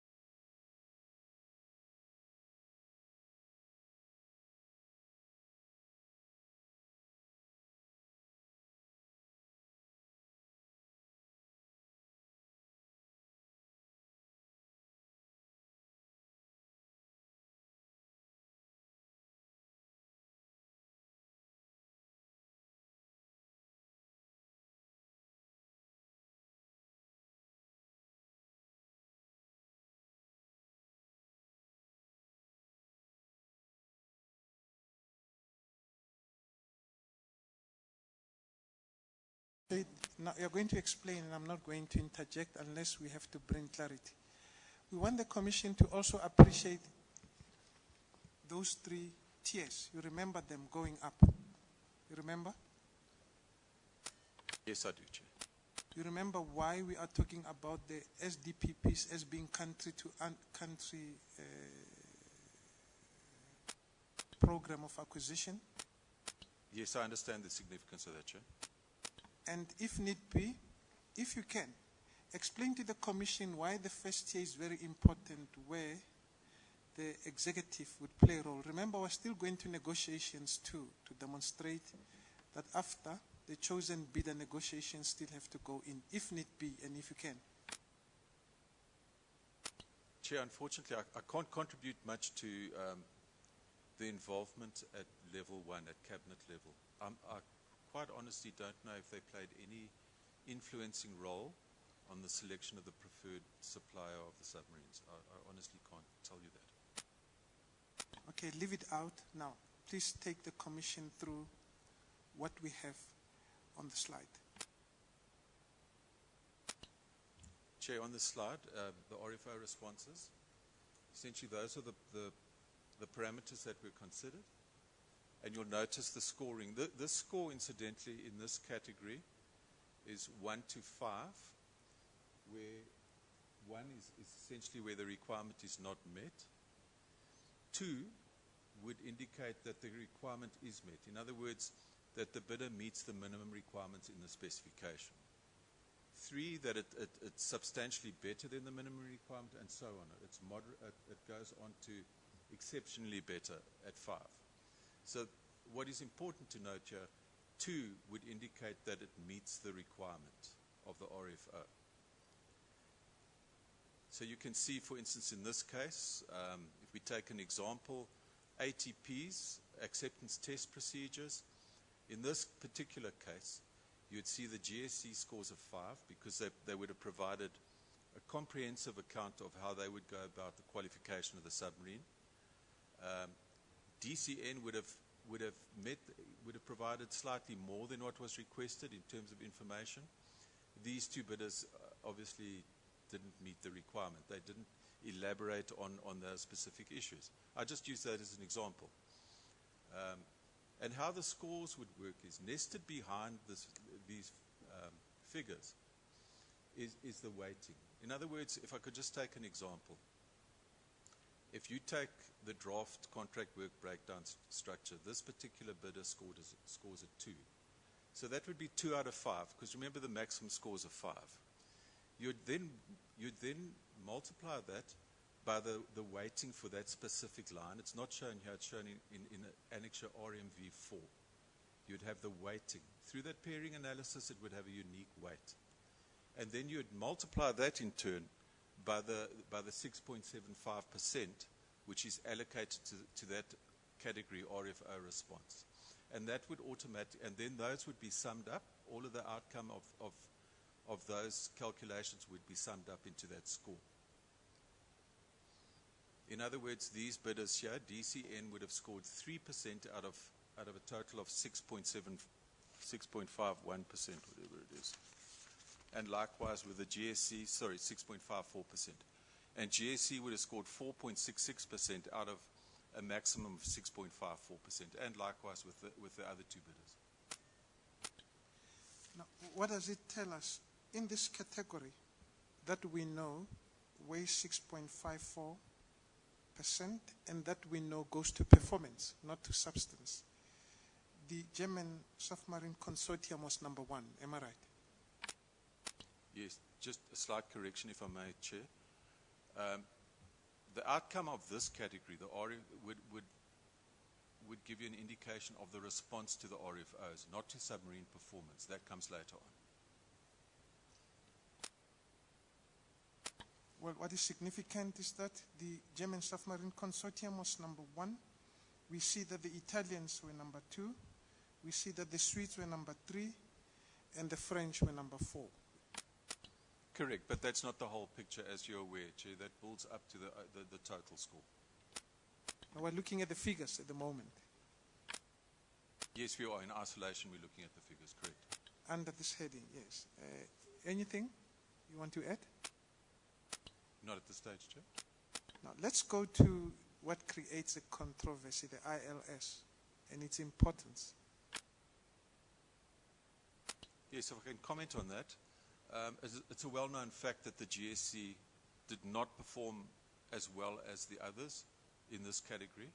And perhaps I can give you some background into what I believe is the reasons for that.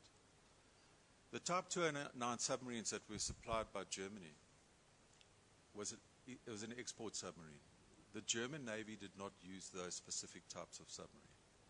They produced them for the export market, of which South Africa was one of many clients. I believe the reason why they performed badly here was the German shipyard has not built up a large knowledge base of supporting those particular submarines. They hand them over, they do a contractual handover to their foreign client, in this case South Africa. And the South African Navy will then go and operate these submarines. It'll do its own spares analysis. It'll determine whether the handbooks are essentially good enough after some years of use. And this type of information does not necessarily get fed back to the shipyard. The Navy is not bound to provide a shipyard with any information unless it deems it to be beneficial to the Navy. So the shipyards, they produce submarines, and their expertise does not necessarily lie in the area of supporting those submarines. One example, probably the most severe, would be the supply support. Now, the supply support is where the shipyard, having a knowledge of their submarine, should be able to make a good recommendation as to what your supply support needs would be for at least a 5-year period post-delivery. We found with Fincantieri, they had a very good knowledge of typically what their product would require in terms of onboard spares and depot-based spares. And they provided an abundance of information in this regard, and they were scored accordingly. Sorry, just to bear in mind, without trying to make this more complicated, we decided, or the ILS specialists involved here requested us to rather score the ILS out of 10. They wanted a finer resolution. They felt they'd be able to score more accuracy. We eventually brought it back to 5, just in case you notice that in this category it's a scale of 1 to 5. In this category it's a scale of 1 to 10, where 5 is the minimum requirement. That meets the specification, the 5.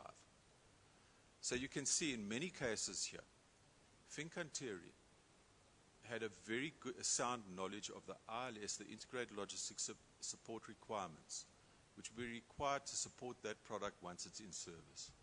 And they scored accordingly. They scored very well here in this category, whereas the GSC came last. And that gets reflected in the total score, which you will see shortly. Now, we will hear the reasons if need be. What we know at this stage, with the ILS, which plays a significant role constituting 67.51% at this stage, the Germans are number last, the Italians are number 1, the French are number 2, the Swedes are number 3, the Germans are number last. Sums it up, Chair. Chair, perhaps I could just use the opportunity to give a few examples of ILS, or do you feel I've covered that adequately? I think it has landed on the chair. Remember, I kept on twisting, turning that, don't be technical.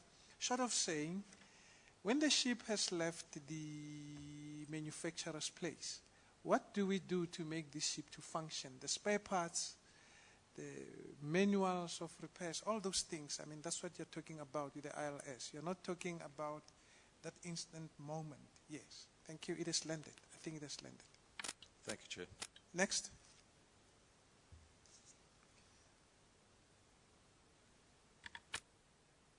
Chair, in this particular portion of the value system, we deal with the submarine product value, which again is broken down into low-level categories. We start off at number 1 with the submarine performance. And you'll see a number of parameters listed under here. The displacement of the submarine in its dived attitude, the mean draft of the submarine. If you want me to elaborate on any of these, I can. The ability to do a static dive, in other words, to dive the submarine without having any speed for maneuverability. The dived speed that the submarine can do while submerged in a sprint mode. The dived speed maximum, the acceleration. The submarine endurance at speed. These are the considerations here. The range, which is obviously an important characteristic given our coastal area. The dive depth, which I mentioned as an example on the 4th of October. The dive depth versus the crush depth. In other words, what is the safety margin for the design of the submarine? It can achieve an operating depth. How far can it go below that before it implodes on itself? The system monitoring and automation inherent within that submarine, its maneuverability capabilities, for instance, heeling and trimming. Indiscretion ratio, a very important operational consideration for the submariners. A submarine is a very stealthy product. It wants to stay dived under the waves for as long as possible. It only comes up to the surface to suck in oxygen so that it can run its diesel engines, which in turn charge its batteries, and then it dives immediately thereafter. And so on. The diving time from surface to periscope depth, the speed at which the submarine can get to periscope depth if it finds itself in a hazardous situation. Those are the parameters that are covered in this specific category. And you can see the outcome of the scores. They're very close. As I mentioned earlier on, Chair, there's very little to choose from in terms of a diesel-electric submarine performance.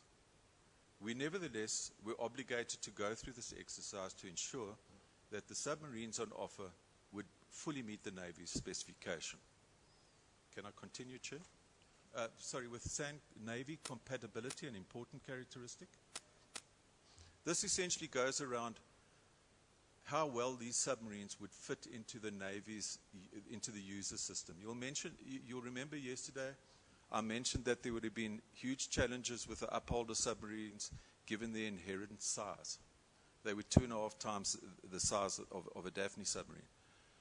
So here we consider the Navy's infrastructure and how the submarines would fit into that, how compatible they would be with the Navy user system. And that's what is driven out in that particular category. Can I proceed to the next, Chair? Now, I think the Commission's attention has to be drawn to the following. We are dealing with performance. We're not dealing with substance at the moment. Am I right? Yes, we're dealing with the performance of the actual submarine itself. And you have testified that the performance is not that significant. That's why the ILS is very important because it deals with substance of the submarine. Yes, the ILS was definitely weighted as a more important category. Nonetheless, I just want to illustrate to the Commission the comprehensiveness of this value system and the fact that notwithstanding that the product value was not equated as high as ILS, it still had to be fully evaluated.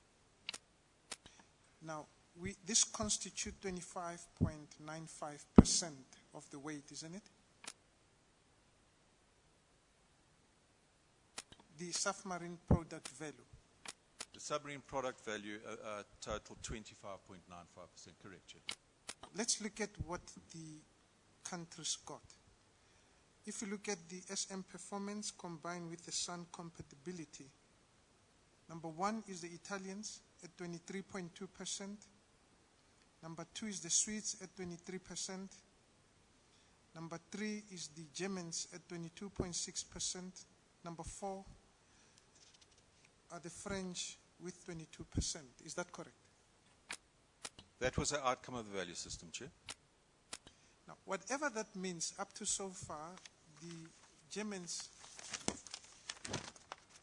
have only been number 1 under the RFO response value, which is performance driven, which constitute only 6.54% up to so far.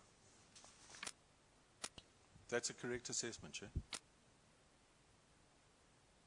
Yes, you may proceed for the next coming 5 minutes before we take a lunch break. Can I proceed to the next slide, Chair? Yes, sir. Chair, this slide continues with the submarine performance. Here we start evaluating the onboard sensors, the navigation system, the sensors themselves. The most important sensor for a submarine is the acoustic or sonar sensors. It addresses all of those parameters. And these parameters here you have to read in conjunction with the submarine requirement specification that accompanied the RFO, which will indicate the actual values of all these items. There are some sensitive equipments on here, for instance, the electronic warfare system. We have a search periscope, the attack periscope. All of those parameters are dealt with under here. In the next one is your combat management system. It's your data bus, your action information system, guidance modes for your torpedoes, your torpedo fire control system, the ability to have simultaneous engagements and salvo firings. All of that sort of information is contained within the combat management system. You then deal with your onboard communication systems, your underwater telephone, your low frequency, high frequency, very high frequency, ultra high frequency, etc., your SATCOM, and your external data link in which you transfer tactical information. So that would be covered under that specific slide. And then there's further slides. All of these, Chair, and I'm happy to go through them, constitute the submarine performance. Now, we note on this slide that the results are as follows. The Italians are number 1. The Germans are number 2. The French are number 3, and the Swedes are number 4. Is that correct? Yes, Chair, that's correct. You may proceed. Chair, I beg your pardon, it's 1 minute to lunch.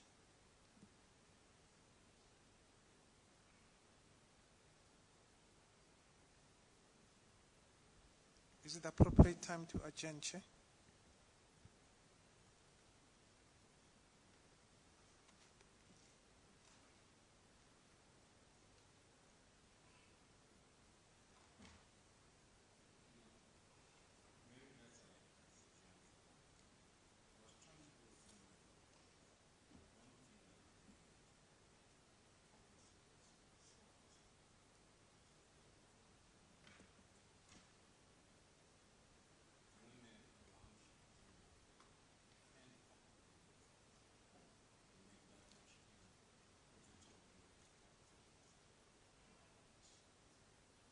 Chair, we beg your pardon, and this is very critical piece of testimony around which this aspect tends.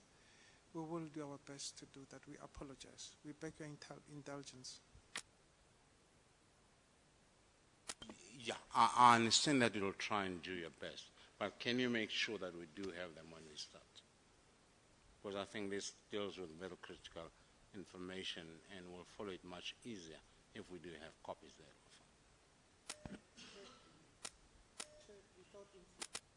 Without influencing you, please go to lunch knowing that only in one instance were the German Submarine Consortium number 1.